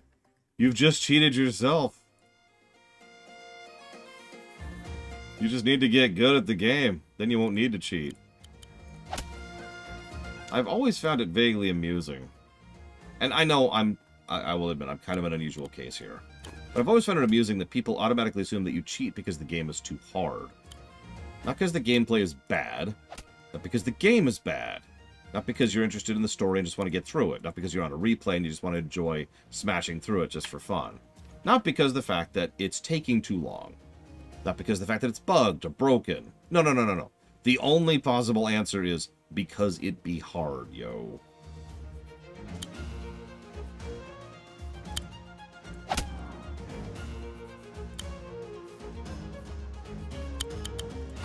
In conclusion, people are stupid. Thank you for coming to my TED Talk. Hi, Drew and Raven. Sorry, rant off. Again, I'm ranting too much today. I apologize.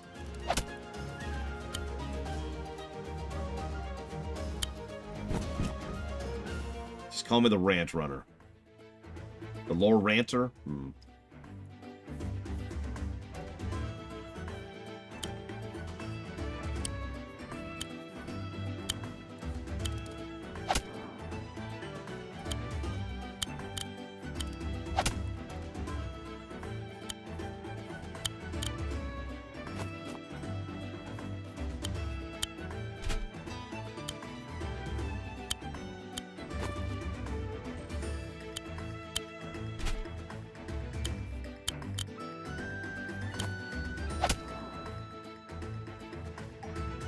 Can I come with you? I don't want to be alone in the woods.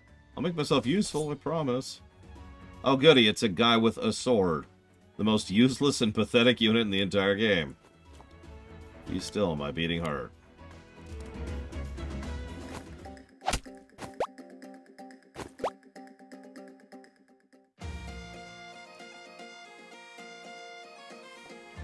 I mean, I have rather infamously said that I do think there is such a thing as games being too easy. It's pretty hard to happen, to be honest with you. It's very, very rare. But there are some games that are just too easy.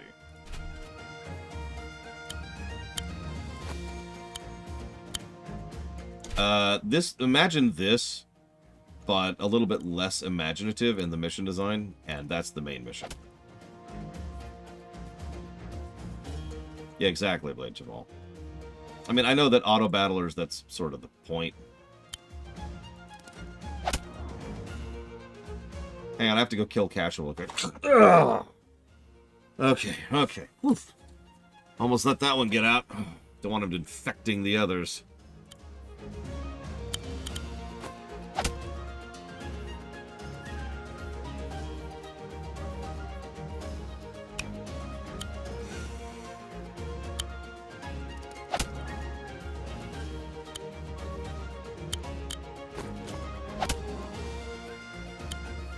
One of my favorite memories about Chrono Trigger... I actually have a lot of favorite memories about Chrono Trigger, but one of my favorites was...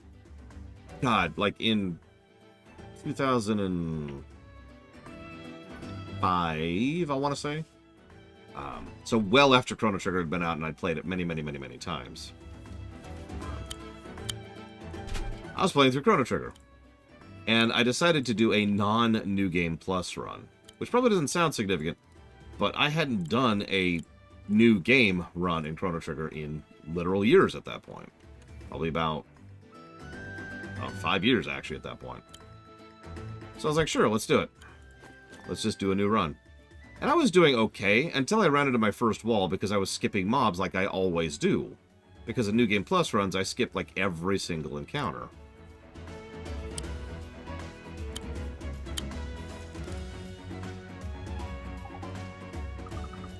We're outlaws. Doesn't that make you thieves? Oh! Shaman, magic sneaky shaman disguise. And yes, we are thieves. Hi. What's up? Anyways, the summary of this story is that I kept running into issues playing through the game because I forgot how much difficulty Chrono Trigger can have, especially if you are underleveled. It was, in fact, the direct inspiration for the level 1 run, which I've referenced a few times.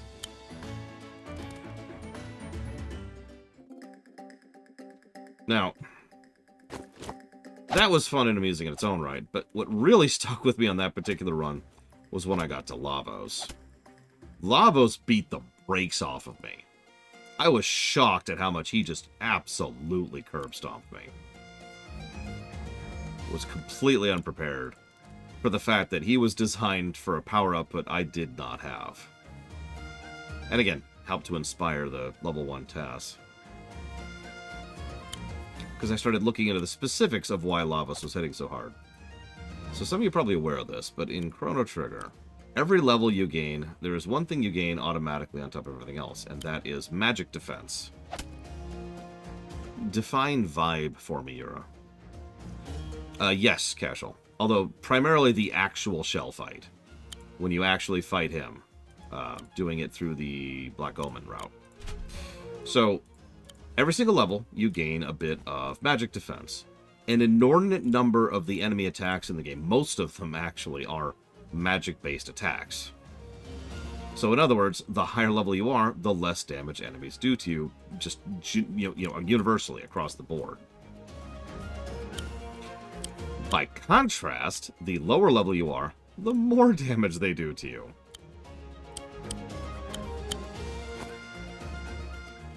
So some of Lavos' attacks were literally one-shotting me. That was interesting.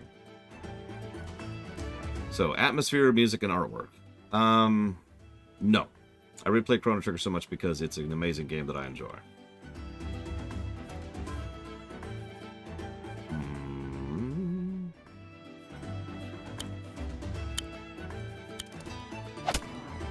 You know me, Yura. I like music, I like visuals. In fact, I have an entire section of review specifically designed for them.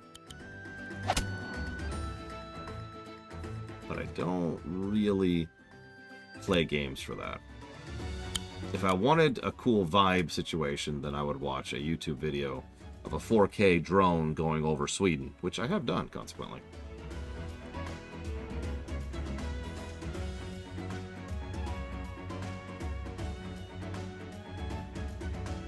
Oh my god, give me a second.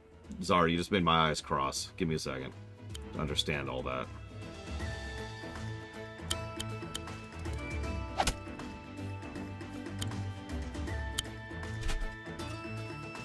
God, people need to figure out how to name games. Is that so hard? Just figure out nomenclature. Please.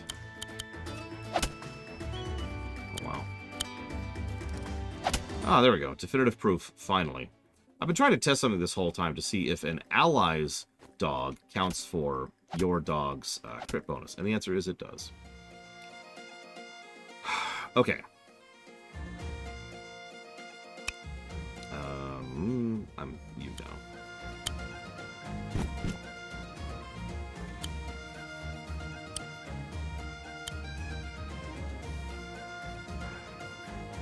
So, before we go any further, Czar, why do you want to add those games to the list?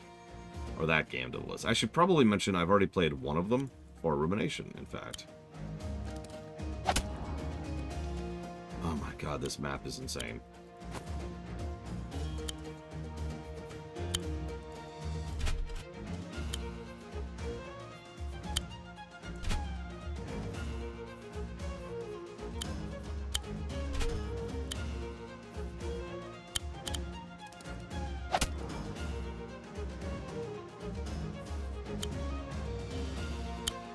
That's not, it's not what I meant, Czar.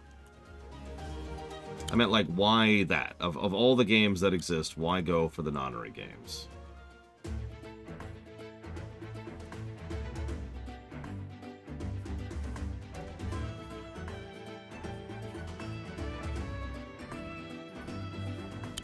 Can we just, like, go... Maybe...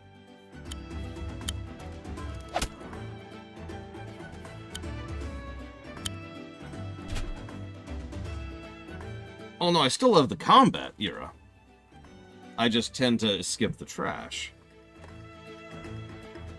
So we've got good boss fights, we've got good general encounter design, like say in Magus' Tower, or Magus' Castle, Magus' Lair, excuse me.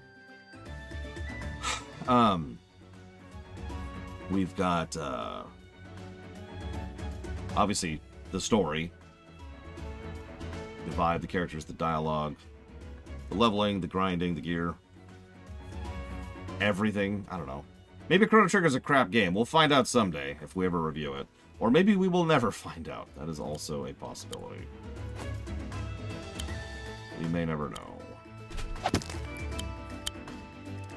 Billions and billions of reasons why. We will never know. There's a decent chance it's good, but I haven't played Chrono Trigger since the last time I streamed it, which was a really long time ago.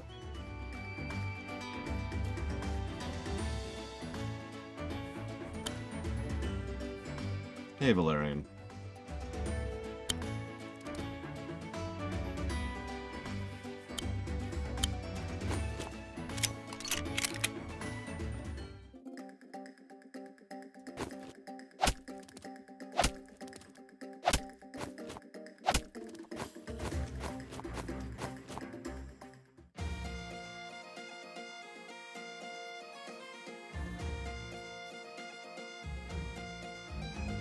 Yeah, absolutely, J. Palmer. Final Fantasy VI and Chrono Trigger. That's it.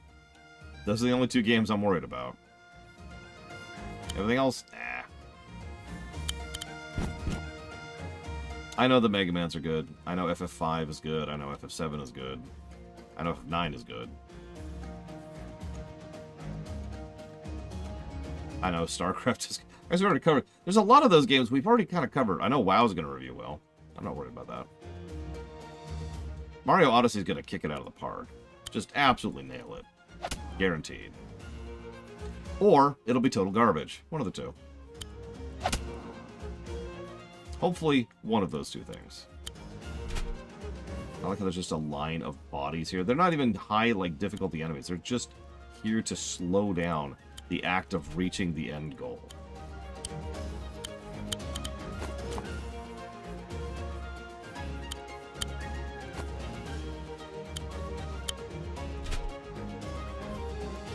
Well, I might also be anhedonic, Yura. Which is something I've been accused of on my show.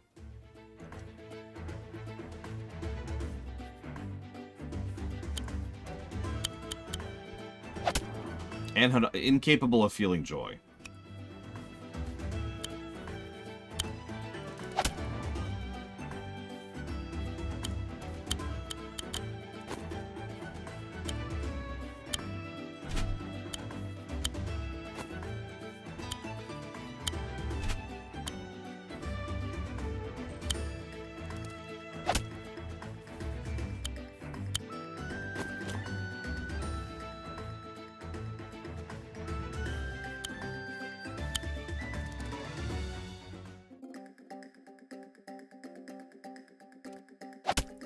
No, no, that's all valid. It's all valid, sir.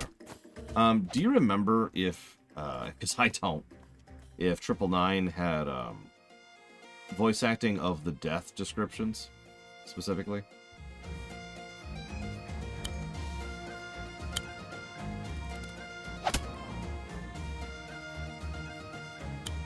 I mean, when we review FF6, we'll be reviewing the Pixel Remaster, and yeah, it is entirely possible that the number of gameplay negatives that game would have gotten goes down to 0. I'm not 100% on that yet, but every negative that I had planned for FF6 has been solved by the Pixel Remaster. Now, there's still a couple story negatives, and those are going to happen.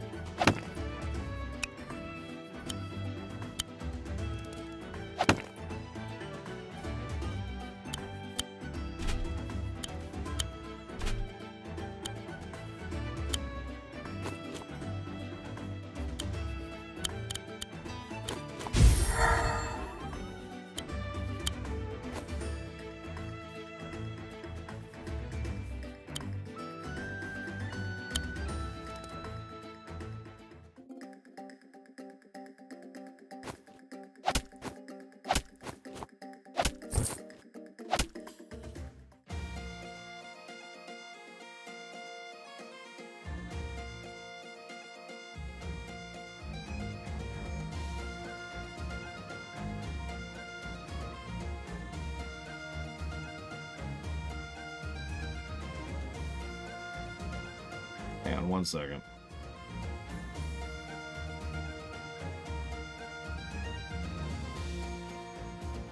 We've been on this mission for 22 minutes, which probably doesn't sound like a long time. But God, it sure feels like it. You notice the enemy is just still spawning new units, just to keep flogging attack vectors with their own bodies. Wolfar, long time no see. Time you paid up for that favor you owe me. Want to know the way to Ironroot? Fine, but that makes us square. Follow the river north. Thank you. That's it. Fog's pretty useful for sneaking. I can see why the Florin liked the woods so much. I didn't like it. It's too spooky. Spooky? What are you worried about? Ghoulies and ghosties and wee devilish beasties? You're such a scaredy cat. Shut your face! How cute.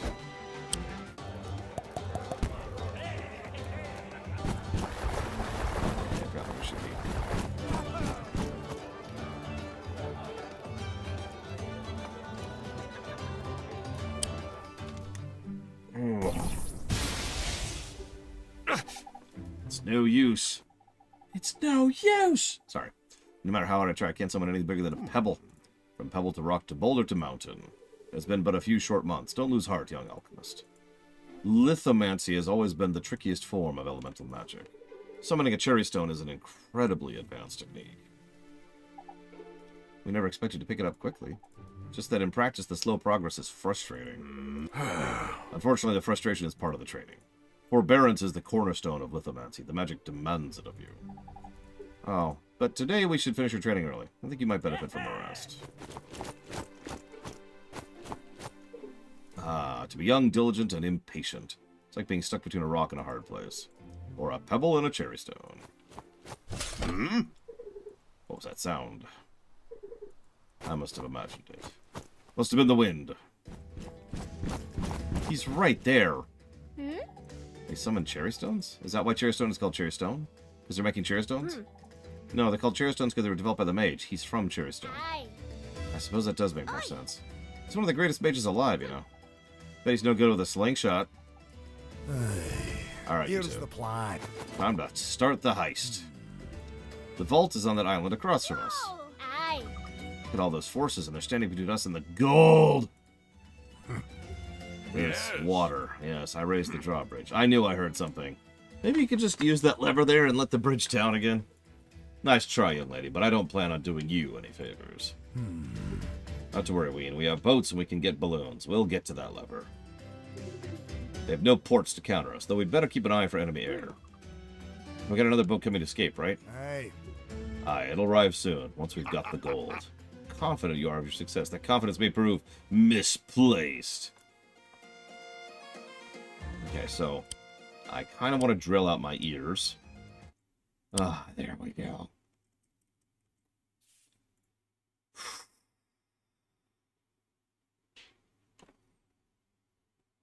Drink it in. Drink it in.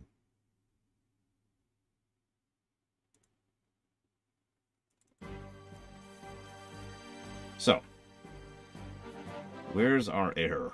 Oh, it's up here. Oh, it's the other... Okay, okay. Oh, we do have an air. And even better. Alright, so our strategy has just become very simple.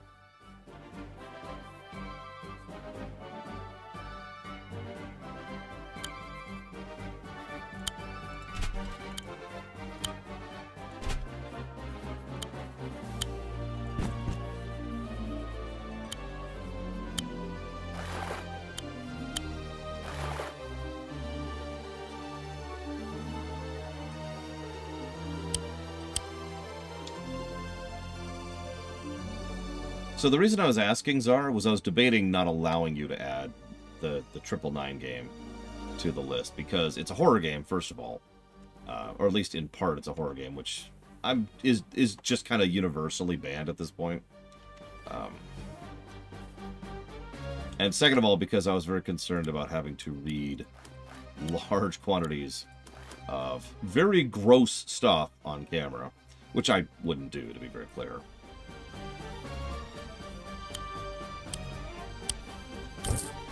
But if you want to add one of those games, I will allow it. However, that then brings us back to your original question. So you want to add 99 and Last Reward. How should you name them? I have no idea is, of course, the answer to your question. I don't remember which game I played. I know it was one of the 999s. And,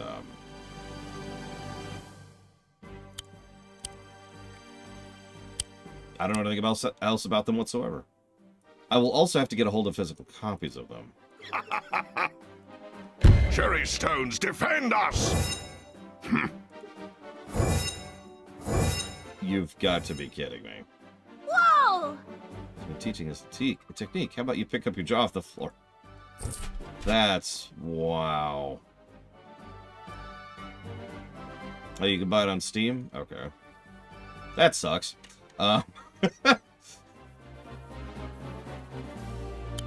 Yeah, tell the devs to learn how to name their games a little bit better.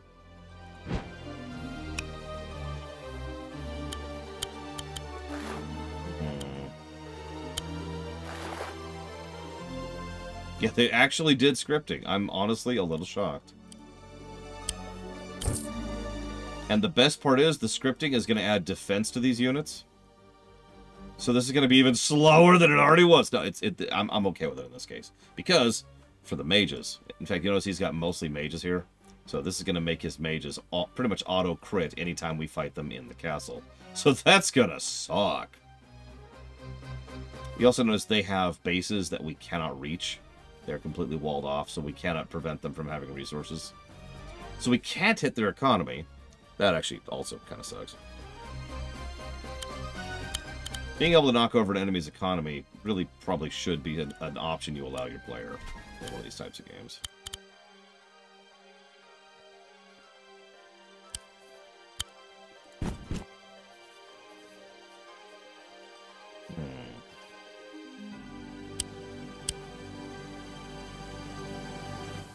Anyways, the answer to your question, now that we have determined that I will allow you to donate towards it, is I have no idea.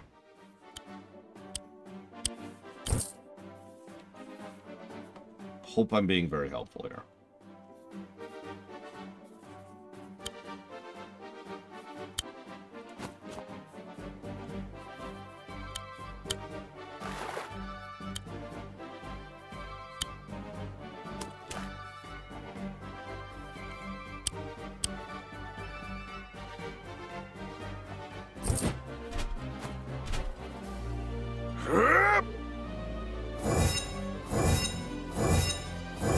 Oh my god.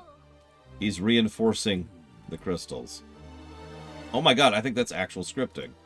Although, that's interesting scripting. It means you get rid of the mages who are being buffed by the crystals to get rid of the crystals that are buffing the mages. An interesting strategy. And that's an invincible door. Holy crap. Okay, fine.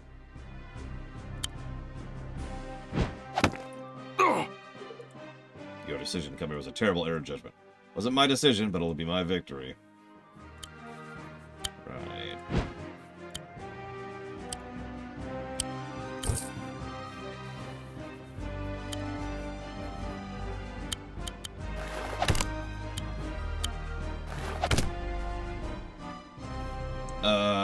How long are the Zero Escape games? Czar.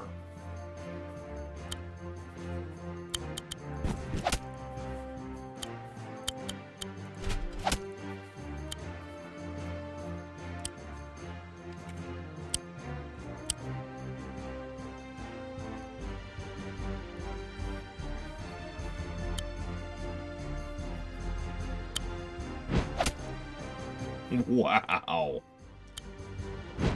He lived through a direct dragon attack while standing on a road tile. That's honestly impressive.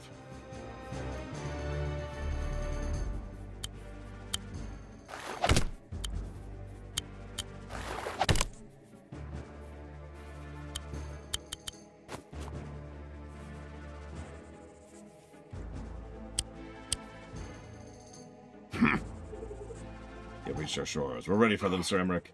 Outlaws, you've trespassed here long enough. By the law of Cherstone, I demand you leave. We'll leave, but first we're getting that gold.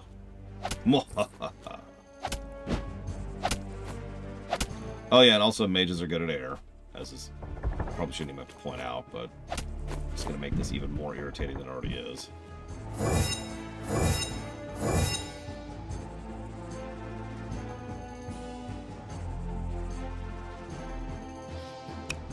God, you're right. There's multiple endings to those games, too.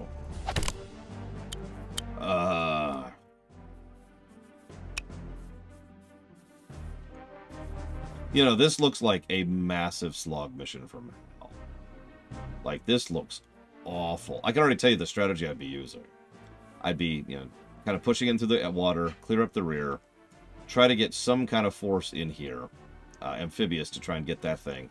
The entire time leading up to this, I'd be building up my ground forces in here, so that when the bridge is finally down, we could slow mode our way in. And I do mean slow mode. Like, that would be a tremendous slog.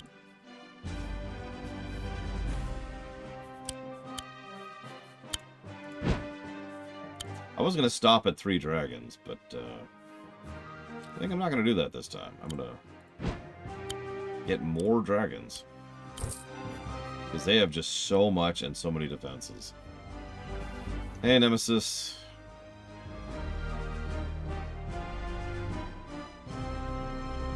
I thought about that in Oceans. Get him up here and get over there. The problem with that is that person over there would then pretty much immediately die. Because, you know... Congrats, you've activated the enemy and are in enemy territory. Enjoy.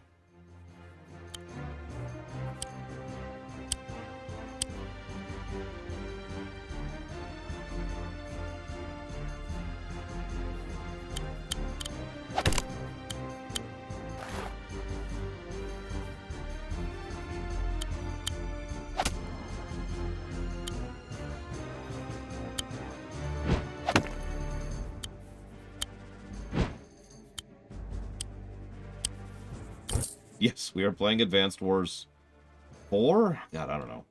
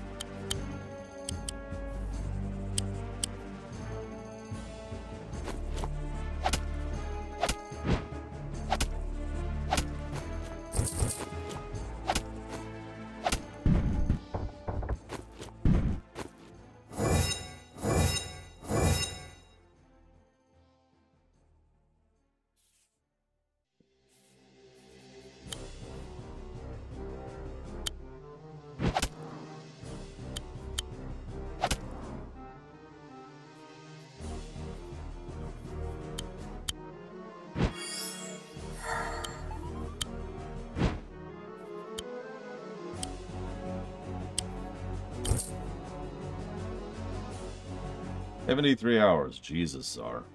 So, I'm going to allow you to add that to the list. Assuming all those games are on Steam. But I want you to really take a moment and think about if you think a 73-hour game will get funded. If you think there'll be enough interest from enough people to make that happen. There's romance in Dragon Quest XI, Yura? Real question. I remember no such thing.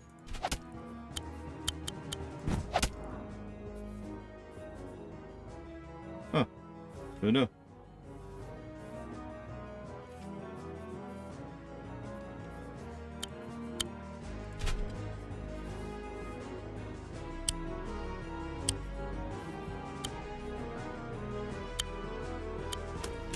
Stranger games have been funded with dealer's choice. Cool.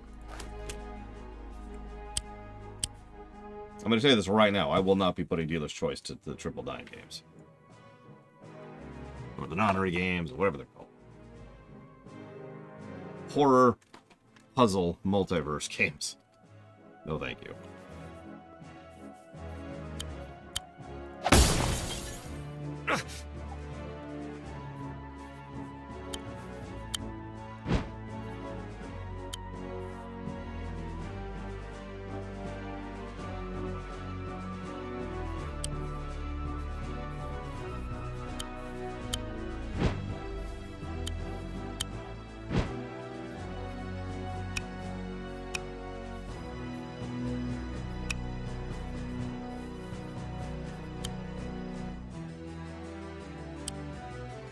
Sorry, Nemesis. Really.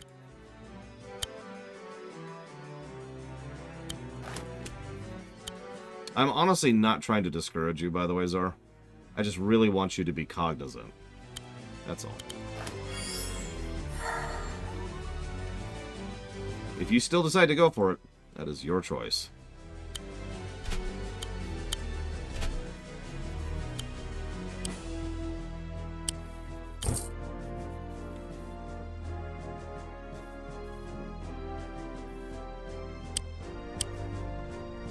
Ranged bomber would be nice. Or, I don't know, some artillery. And don't say the catapult. I mean actual artillery.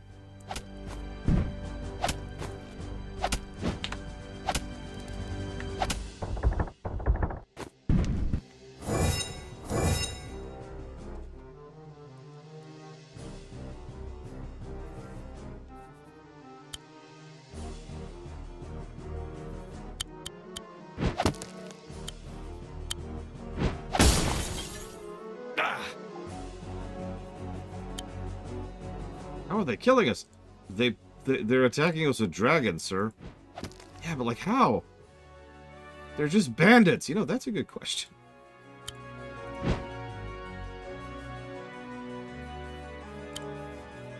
You can always just ask around, see if anybody else has any interest in trading around it, Czar, too. I don't think you can do. Yeah, new class unlocked. The Nimitz.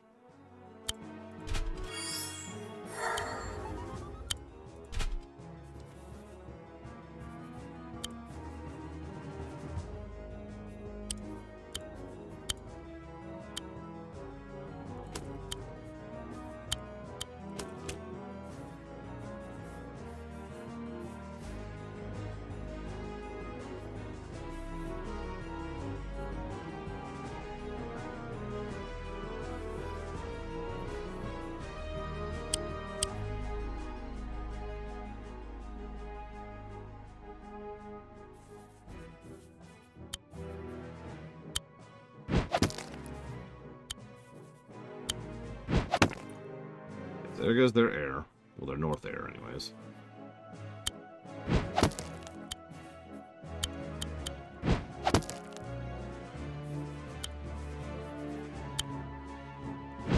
Good afternoon, Evo. The most amazingest of all Evos. Yes, it is. I actually checked earlier to see if there's an option to disable that. Near as I can tell, there is not. That's cool.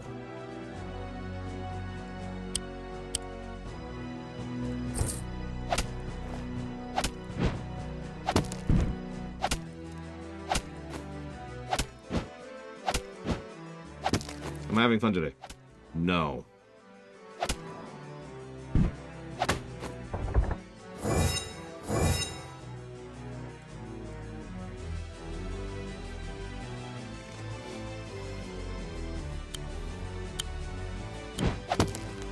It's okay, it's just this game has long since outweighed its welcome.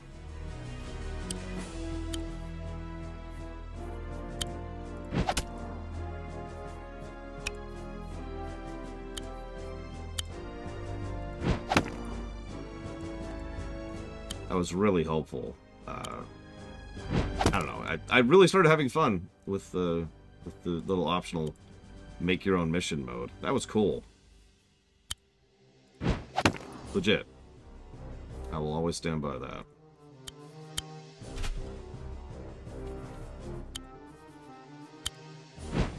So I'm just gonna shove more and more and more dragons down their throat. It's just life now. Dragons.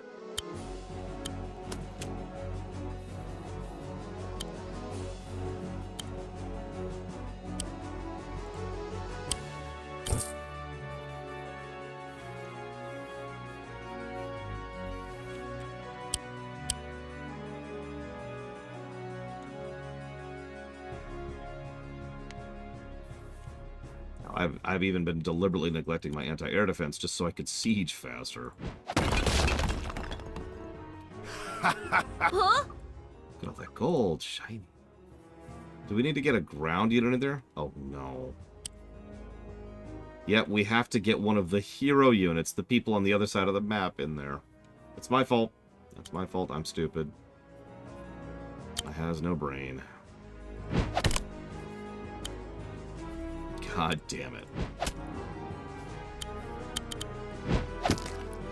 Well.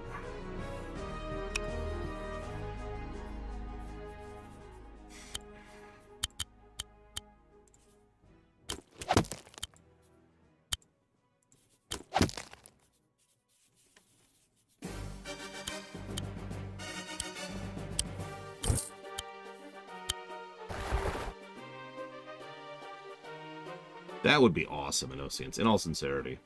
Not that I really have the time for such a venture, but that would be great.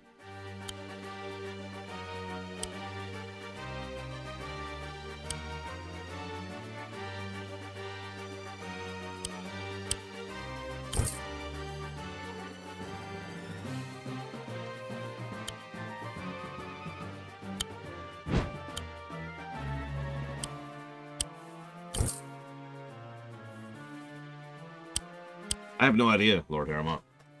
I am so distantly aware of Disgaea that all I know about it is that it has the ability to grind to level 9,999. Damn right, Czar. Time to bed. Oh, no, dude.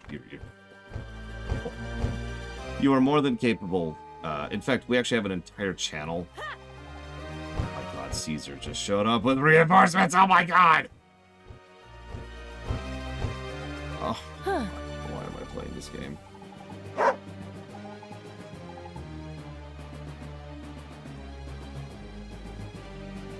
We have an entire channel dedicated to that on Discord, Czar. It's called Lore Runner Trades. That's where you go and you see if you could get any interest going.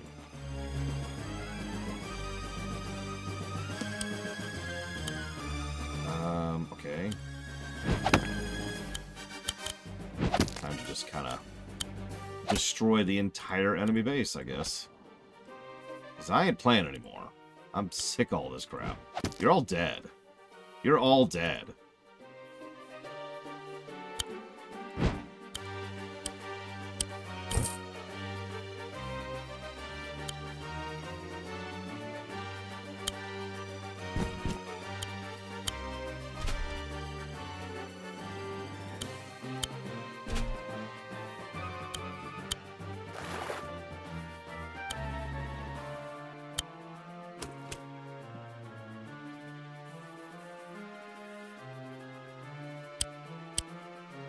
I have so many dragons.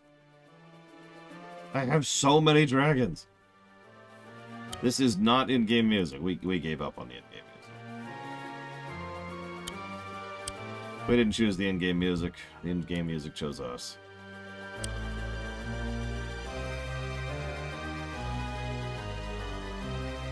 Oh my god, you're joking, Inosians.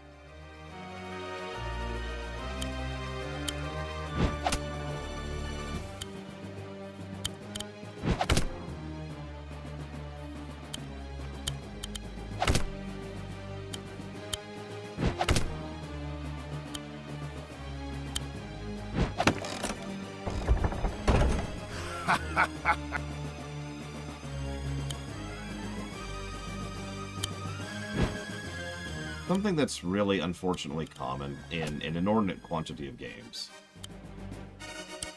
is that the expansions... So expansion effect is a real thing, and for reasons we've discussed many times.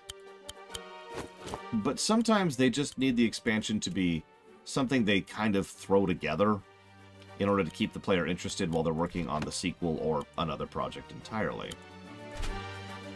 So, expansions also have the tendency to be really, really padded.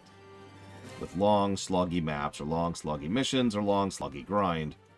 And all of the various tools and kits that have been developed over the years in order to make a game sloggier. Yeah, exactly. Something to keep the title relevant and keep players playing it as long as possible. Now, what's interesting is, despite my obvious negativity in my tone, even that is not necessarily a bad thing, depending on what they do with it.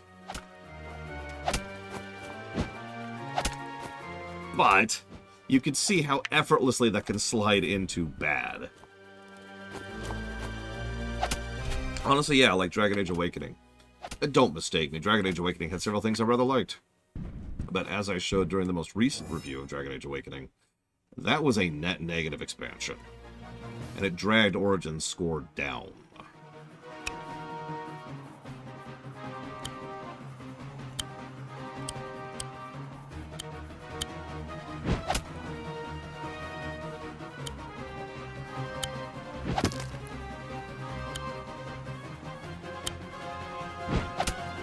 And yeah, most of Mass Effect 2's DLCs, perfect examples.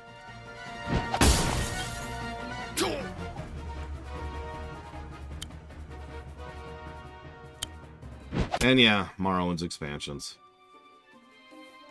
Honestly, I think Oblivion is one of the few really big RPG-esque games where the expansion was a universal positive. I'm sure there's other examples I just can't think of off the top of my head.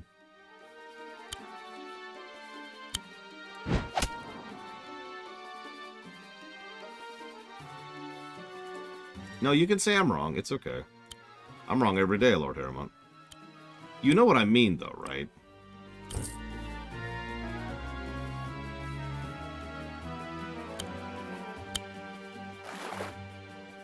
I mean, of course you do. You were there. What's really weird is Awakening started off really... Well, okay. That's not true. Awakening started off weird. But then, like, as soon as you get out of that initial intro thing and get the keep... There's like that first act is actually really strong.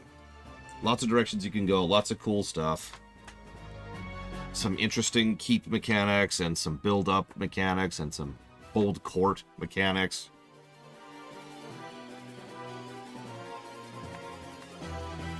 Oh yeah, Witcher 3, there you go. Or Neverwinter Nights 1. And actually 2. That's some good examples of expansion effect right there.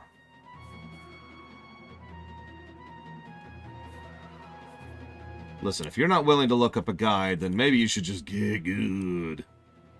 Get good. I don't know how to say that. Get good. No, net negative was, in fact, an awakening, which is not what I was trying to say. Awakening was, in fact, a net negative on the expansion as a whole. It wasn't by much. I think it was like a net negative 2. That's across both gameplay and story. But that is still a net negative. That did still drag the score down.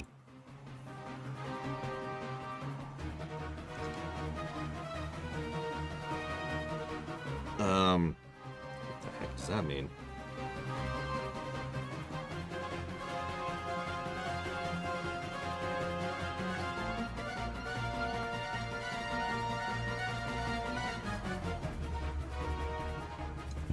But yeah, Diablo 3 also had absolutely great expansion.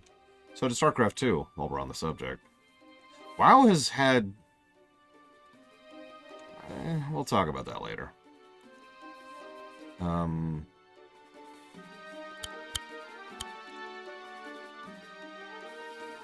We'll talk about WoW later. I mean, I guess we could talk about WoW now. It's like, not like we got anything else going on. Because, see, I've been doing a bit of Warlords with a friend of mine recently. In the last week. And Warlords is a really good expansion. And I know no one's going to agree with me on that. That's okay. I'm okay with that. Because that process, going through Warlords and really seeing how good the quest design was, and how good the experience was just kind of like, huh. Now, Warlords' biggest flaw was the fact that it just stopped. It doesn't end at all. And there are a huge number of dangling threads because a huge number of the content patches they were going to do, they didn't. So Warlords was a whole lot of spinning your wheels when it came out, which I understand. I had the exact same frustrations with the game. And I actually put Warlords down for a while because there was just nothing to do. But the game that is there is pretty solid. Why do I bring this up? Well, it made me start thinking. I'm not sure there is such a thing as a net negative WoW expansion.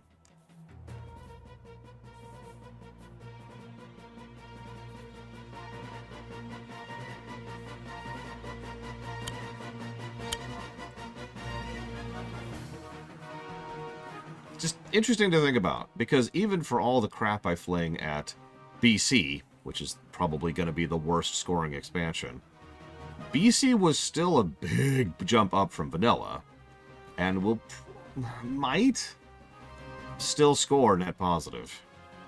And I do got to add that might, because that's the only one. That's the one big one that I think might be a net negative, is Burning Crusade.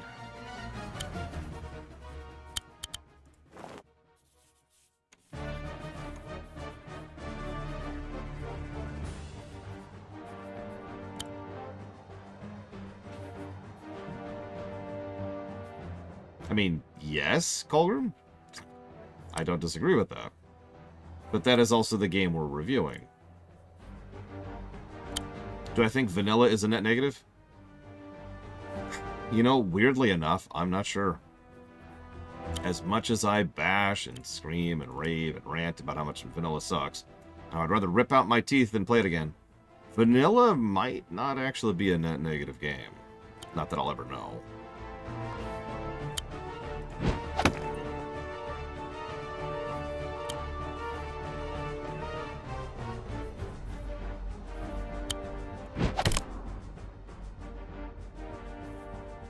Well, no, it's true, Lord Haremont. Like, really think about the full depth and breadth of vanilla for a second. For every molten core, there's a Blackwing lair, right? There are a lot of crap dungeons in vanilla, but then there's some good ones. And there's a lot of crap zones in vanilla, but then there's some good ones. The story is probably going to be... The plot, the quests, would probably really close to 0 in overall, because most of the quests didn't really have any kind of story, unless you count, like, the... Hang on, 1, 2... 3?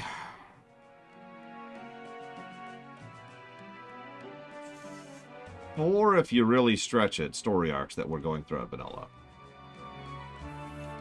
That's it. 4 story arcs in the whole game. There wasn't even really much a concept of regionals back then.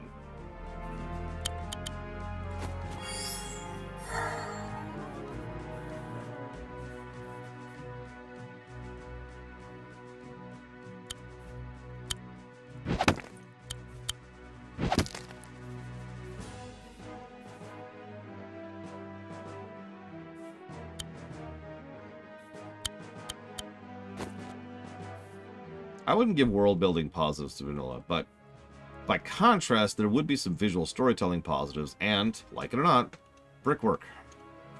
Well, vanilla looks like crap compared to WoW Modern, but that doesn't mean it looks bad.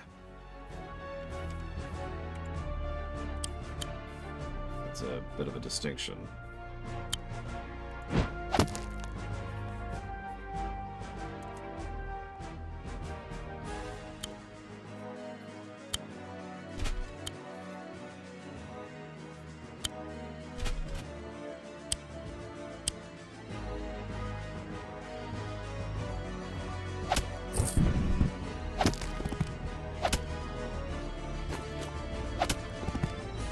That's a good question, Lord Harriman. I do not know.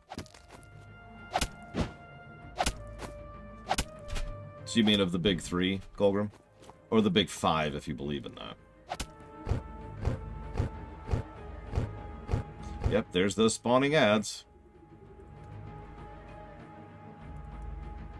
So if I had to just purely personal preference, nothing else, where would I rank the big 5 in terms of visual, like, quality or whatever?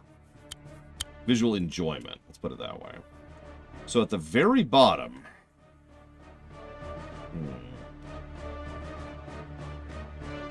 I would put Black Desert Online.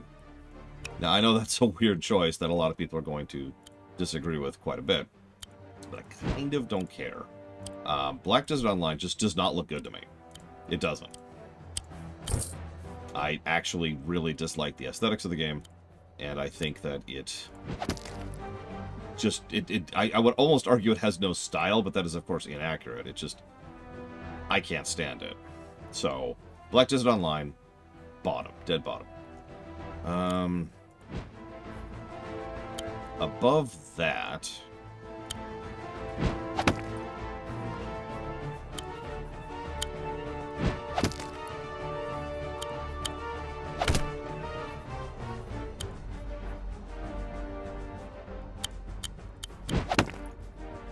I would probably put ESO next. ESO doesn't exactly look bad, but it looks a lot like we have Skyrim at home to me. And I don't exactly like the looks of Skyrim to begin with.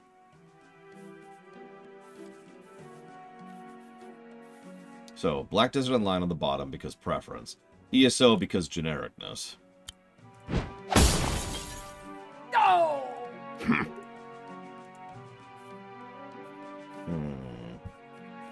I would agree with that, Euro. But that list then leaves us the big 3. So, in the number 3 slot, I'm actually really torn on this.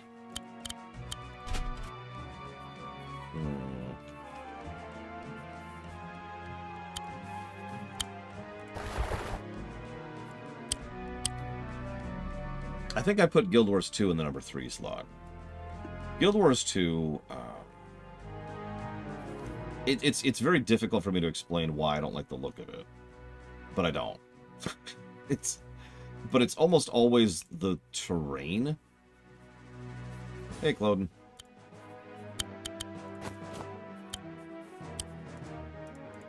Like, I really don't have a way to explain it better. Yeah, I figured you would, Colgrim. But I'm honestly failing at explaining what my issue is with it. It's just every time I play it, my brain just kind of mentally blacks out the entirety of the terrain. As if it's not even there. Like, I can't even process it.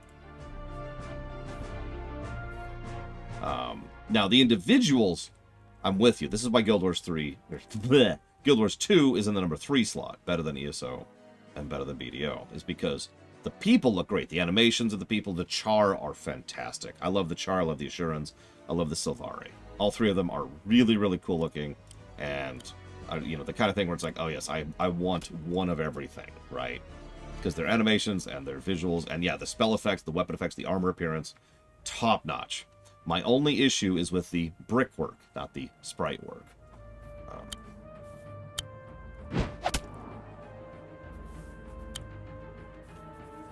So I guess I gotta send some dragons back to not lose the match, because endless waves of enemies are spawning at my back. Jesus Christ, game.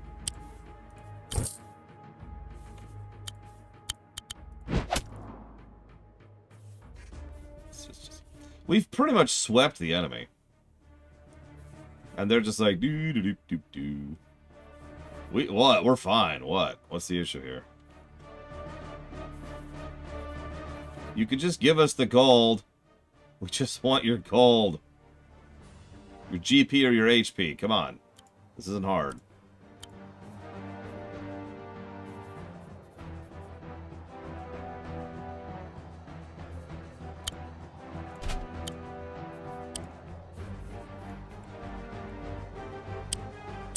So that leaves FF14 and WoW. And you know I'm going to put WoW at the top slot. But the reason why is several-fold. First of all, I do just prefer the Warcraft aesthetics. I do. I always have, since Warcraft 2, which is when they were invented, and I always will. But that's a preference thing. So I'm going to move that to the side for a second. The sheer level of detail that Blizzard puts into their visuals, into their doodads, into their visual storytelling, into the effects, into the atmosphere, into the color coding, into the distinction, into the usage of light sources. The Blizzard art team is kind of crazy good. Like, to a point where it's honestly a little bit scary how good they have retained quality for how many years.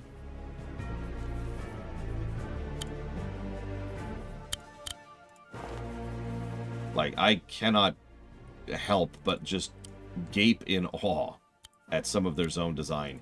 Even to this day. Even to this very day. So it's a little bit hard for me not to... Is this a no-fly zone? You've got to be kidding me. Oh my god, it's a no-fly zone.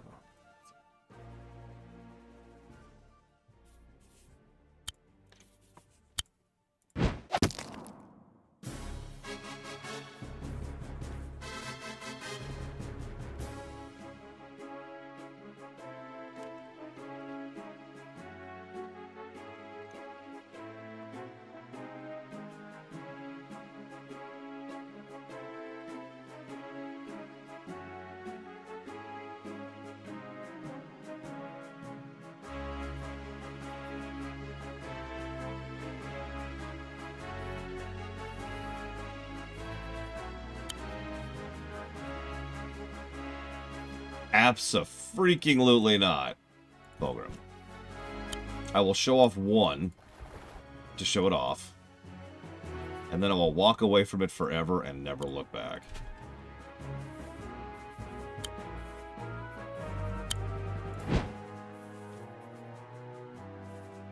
Your base is dead. Your base is dead. You have no unit production. You have very little money production. You have nothing but the infinite resources spawning at your back. Which I guess sounds like a lot. But my point is, you've lost!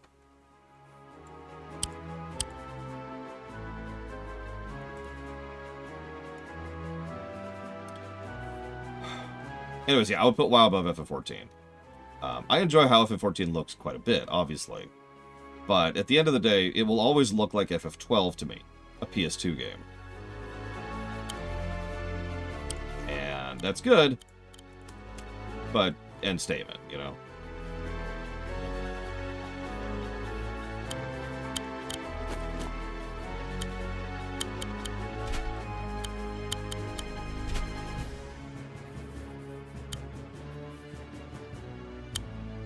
I can't frickin' believe this. I can hear dinner. I'm not even gonna finish this mission before dinner gets called. What do you want to bet?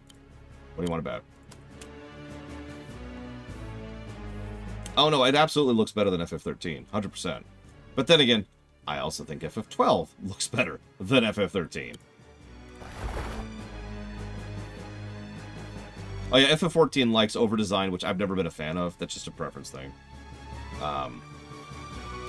And FF14 likes their slut-mogging a little bit too much.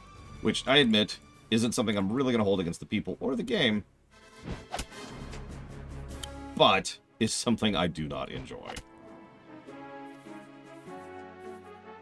I cannot believe this. I've been on this mission for 40 minutes. They have no bases. They have no units. They have no nothing. But I have to get there with one specific unit that cannot reach that spot.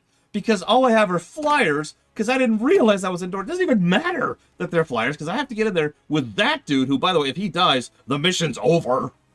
Well, then it's a good thing that there aren't any mobs. Yes, I wiped out the entire enemy capital. So that should make it easier for you to get there. You'd think so. Hi. You notice I brought this out. I do see. I'm glad it is coming to good use. What's up, sis? Nothing. Oh, God. Yeah, I'm not sitting down. okay. I was just coming down to check on you. I moved that over there. I did a little bit of cleaning. I need to do more. I ran out of time. Have you seen it yet? Like, have you... It's a door. I had not seen it, no. It's mostly safe to walk on the other end. Like, pretty much straight to the bathroom and back. It looks like you back. I did. Twice.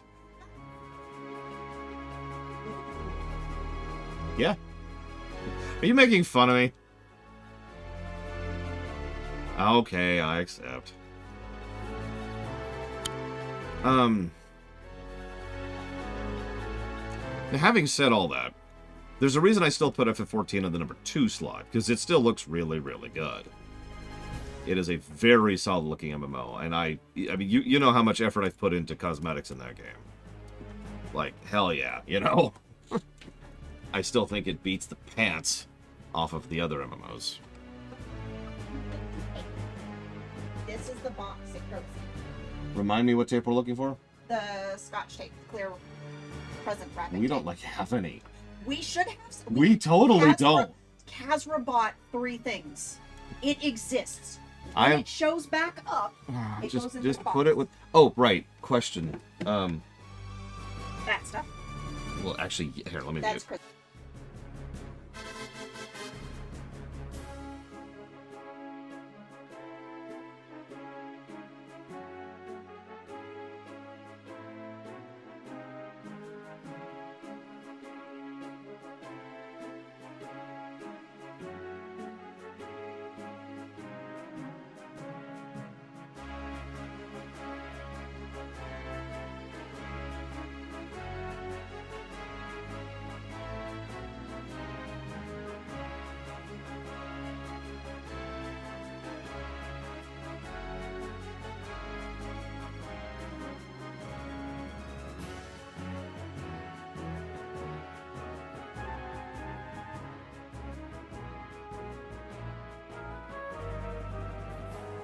Aeon. But yes.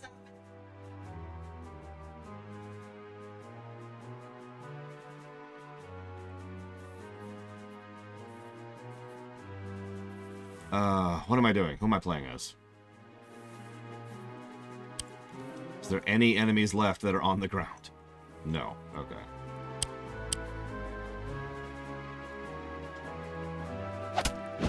I really hope that someday FF14 copies the transmog system from WoW, because that will be awesome if they ever do that.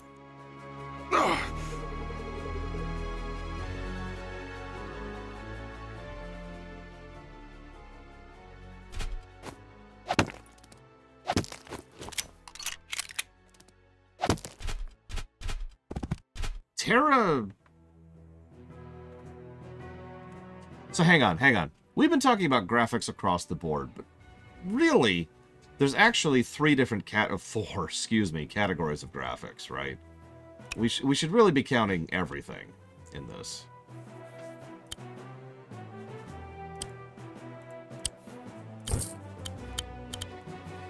So let's split this up a little bit, okay? So we're going to stick with the big 5, right?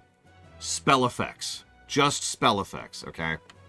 Now, for me, that's FF14 without hesitation. I do know some people don't care for them because they are a little bit too flashy at times, but FF14 spells look really freaking cool.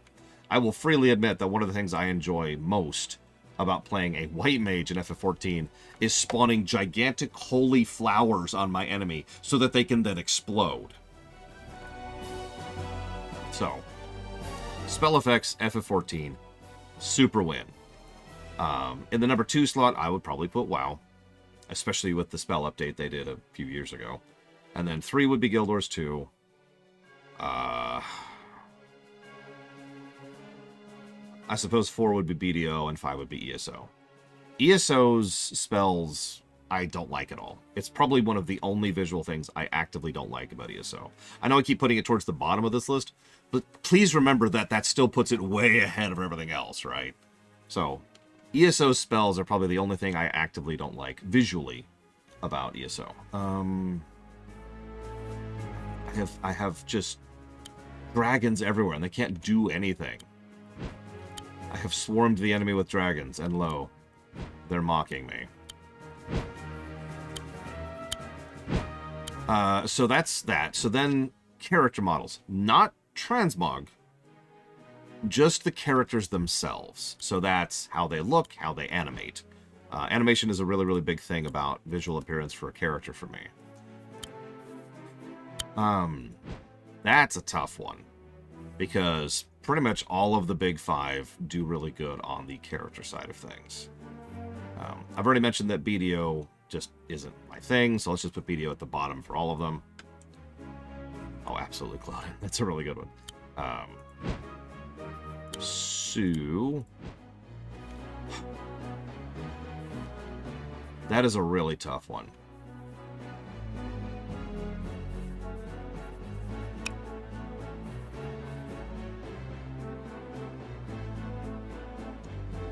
I think I'd put BDO at the bottom, and even though I like how they look, the animations aren't great in ESO. They're merely good.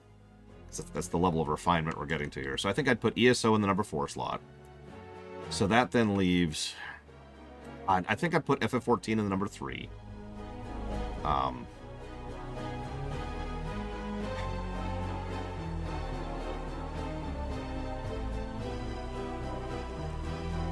I honestly can't pick between WoW and Guild Wars 2.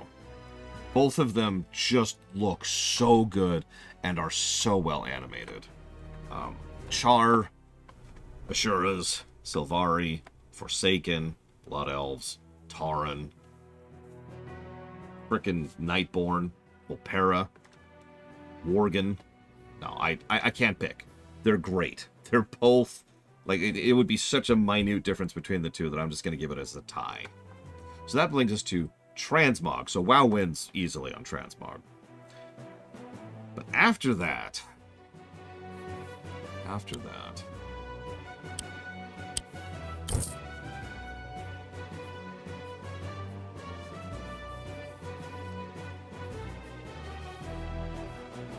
there he is. I knew I got one.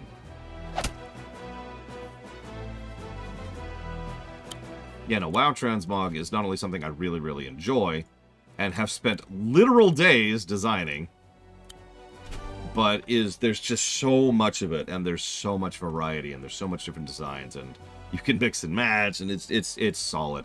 And I'm trying to mentally ignore the fact that the WoW's Transmog system is objectively superior to everything else's.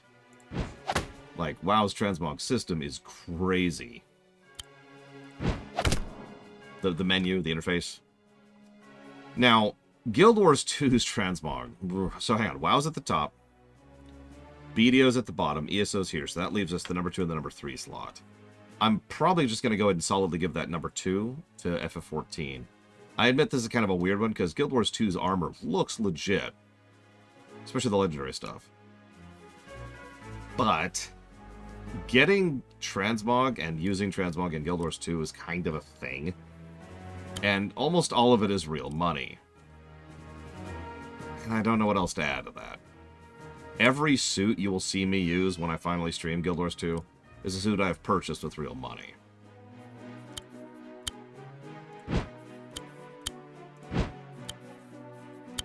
So... like I said, I don't know what else to add to that. That is what it is.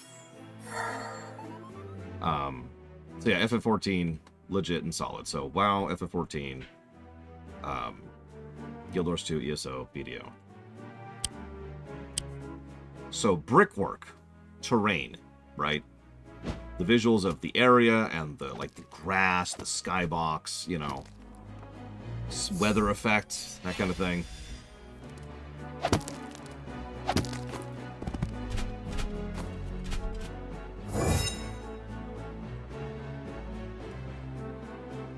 So WoW number 1. Ironically, this is easy. WoW number 1, FF14 number 2. That's really easy. I've already mentioned that Guild Wars 2 just kind of... specifically, the brickwork doesn't look good to me. And I've never been able to properly explain why. I am a failure. Because I can't explain why, but it just doesn't work for me. So... I would go ahead and put Guild Wars 2 actually at the bottom when it comes to brickwork. There are a couple of zones that are just like... oh. And then it's like, okay. So Guild Wars 2 at the bottom, then probably ESO? No, I think I put BDO. So, well, hang on. So yeah, BDO at the bottom, then Guild Wars 2, then ESO, and then FF14, and then WoW. I think that's everything. That's all the styles. Where are you? There you are. Go kill that.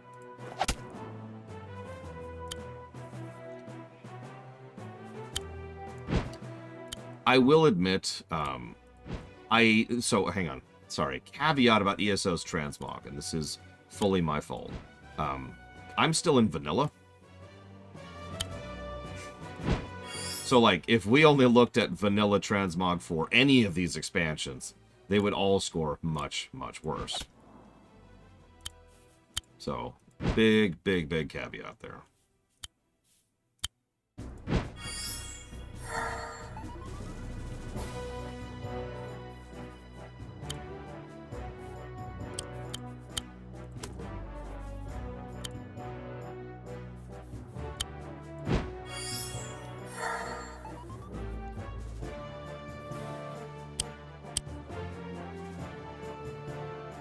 You know, I just realized I need an actual fighting force up here. I mean, I guess it's only them three, but still.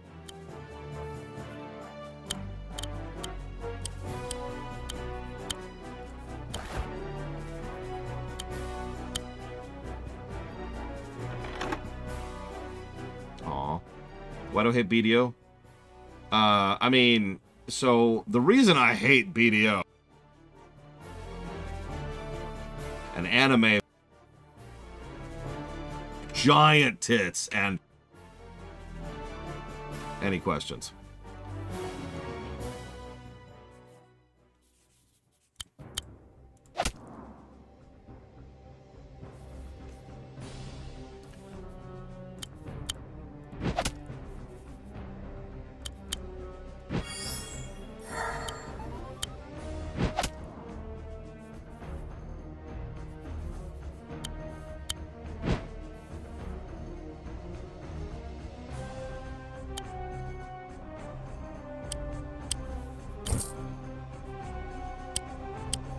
No, for real, though. So, BDO doesn't engage me on the story axis, which is an automatic flaw. Especially for an RPG, and especially for an MMO, right? That's problem number one. Problem number two is the combat is very Dragon Age 2. I don't mean literally. I mean, the combat is engaging until you've done it all, and then you keep doing it forever. It never really evolves past, well, anything, really. I suppose that's being facetious, but my point is, I'm still explaining this wrong. Sorry, I'm getting distracted by trying to finish this stupid mission! God, how long have I been on this one mission? Go away! Die in a fire! Please, I beg of you, stop existing! Where are you? There you are.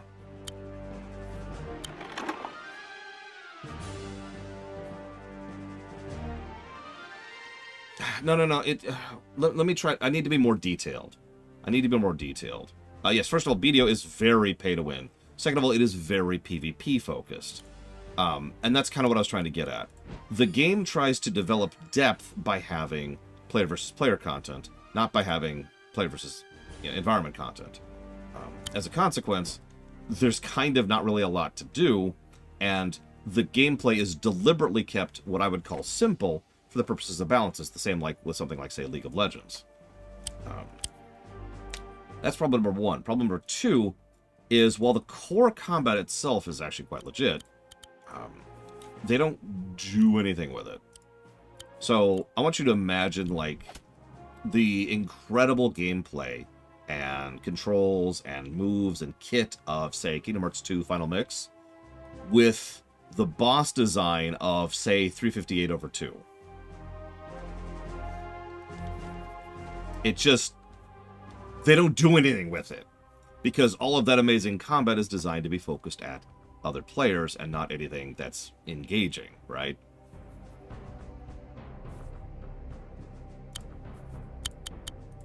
I don't want to over-exaggerate, but the point is, it kind of failed to engage me on either a story or a gameplay axis.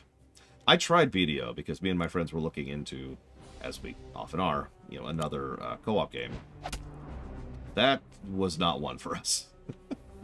We walked away from that.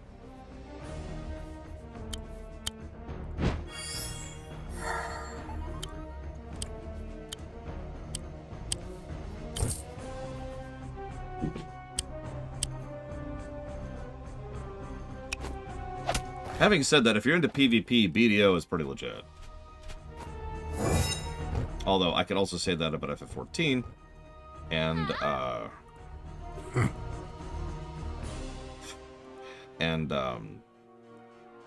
Guild Wars 2, weirdly enough. I know that sounds weird, but it's true. We did it! No, exactly, Rex. You get it. You get it. Hey. Get Wolfar and the twins. I hate this level. I hate this level. I hate everything about this level. I want this level. I want to shove this level in the mess that it made. Look what you did, level. I don't even care about my back end. I don't even care.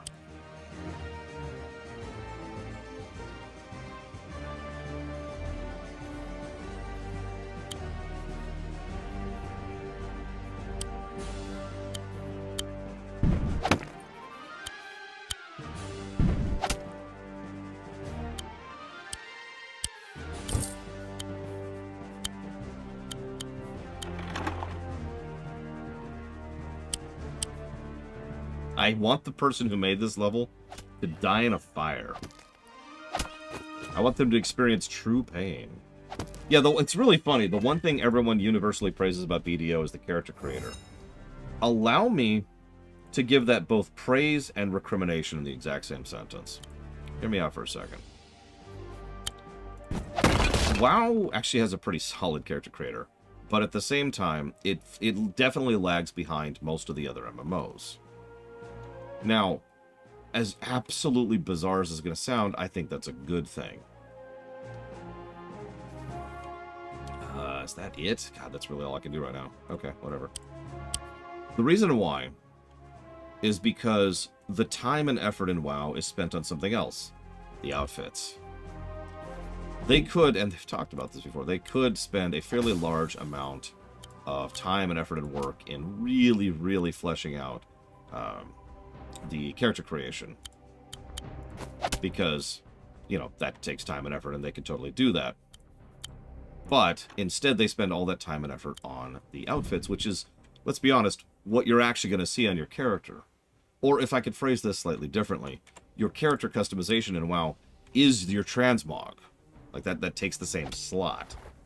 In several of the other games, you actually see your appearance more often, and therefore there's more of a reason to actually care about having a more robust character creator, right?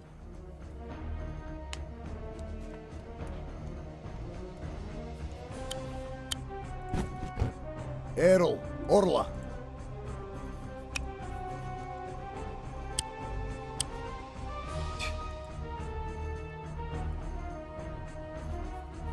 Yeah, I've noticed FF14 is leaning that way.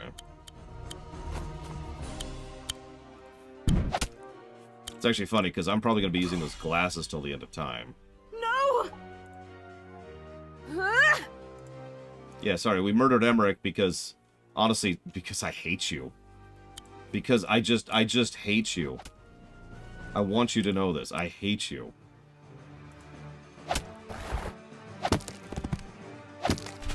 With hell's heart. From hell's heart I stab at thee. For hate's sake, I spit my last breath at thee. Come here, kill her. Come here, kill her.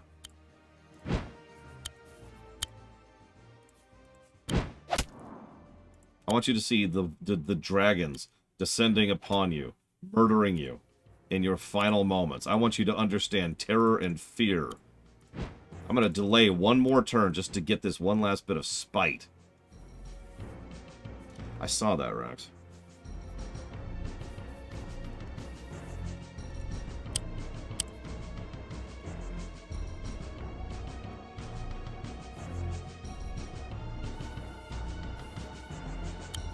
I want you all to die. I want you all to die. I want you all to die. You have done the most heinous crime that can exist. You have wasted my time.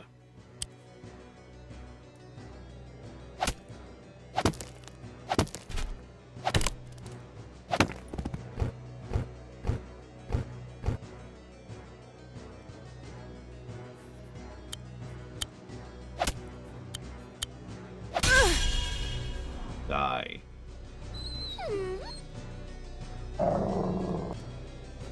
Your turn next, pup. I want you to see these dragons descending upon you. And I want the last thing you ever see on this green earth is the giant maw closing around you. Oh.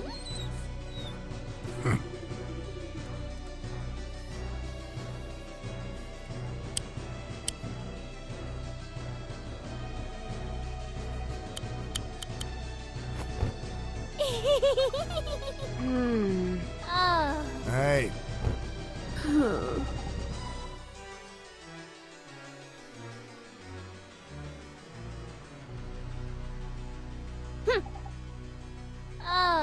You did well. Yeah, you're a great mage and a great commander. He's like 5. 10 or something. Oh. With a twin like that, who needs enemies? Oh, just... Can't have you turn on each other now. It wouldn't make financial sense. A little rude. So-faced. Lead the way, then. To the money.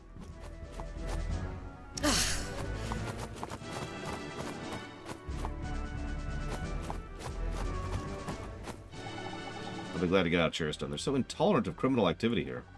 Still, at least we got the gold. You're right, I suppose it'll be worth it. In these situations, one should adopt a positive mindset. Chasing down Caesar, for example. So the tyrannical crew escaped. We might not be happy about it, but perhaps it's for the best. When you are adamant in your pursuit of retribution, you only open yourself up to self-destruction. Voltaire said that. No, he didn't. Yes, he did. I don't think he did. Look, the point is, it's better to rise above the temptation of vengeance. That's how you elevate yourself. So what you're saying is, don't get mad, get thieving? Exactly. Wait, no. That's not what I meant. Come back. I didn't finish expounding. I don't know, I really enjoyed reaping vengeance upon my enemies, I gotta be honest.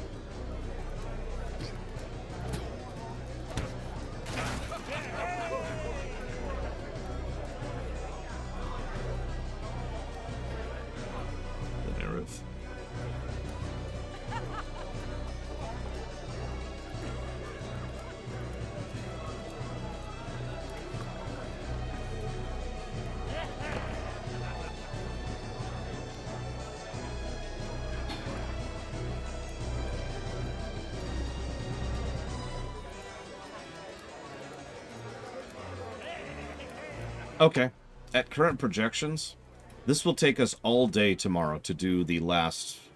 I just lost count. 1, 2, 3, 4, 5, 6 battles.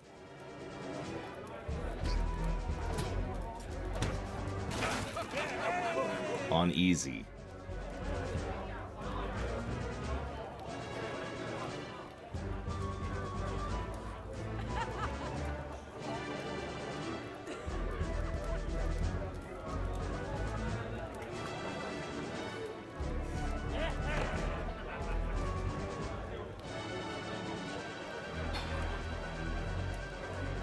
This is Anosience's decision. They're the majority shareholder. It's your call. There's no cheating. Or rather, to be more accurate, there's no cheating that will speed it up. I already checked.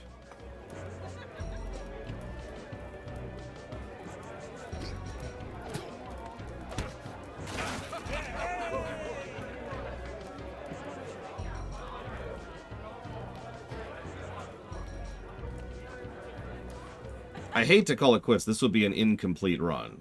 We have very, very few of those.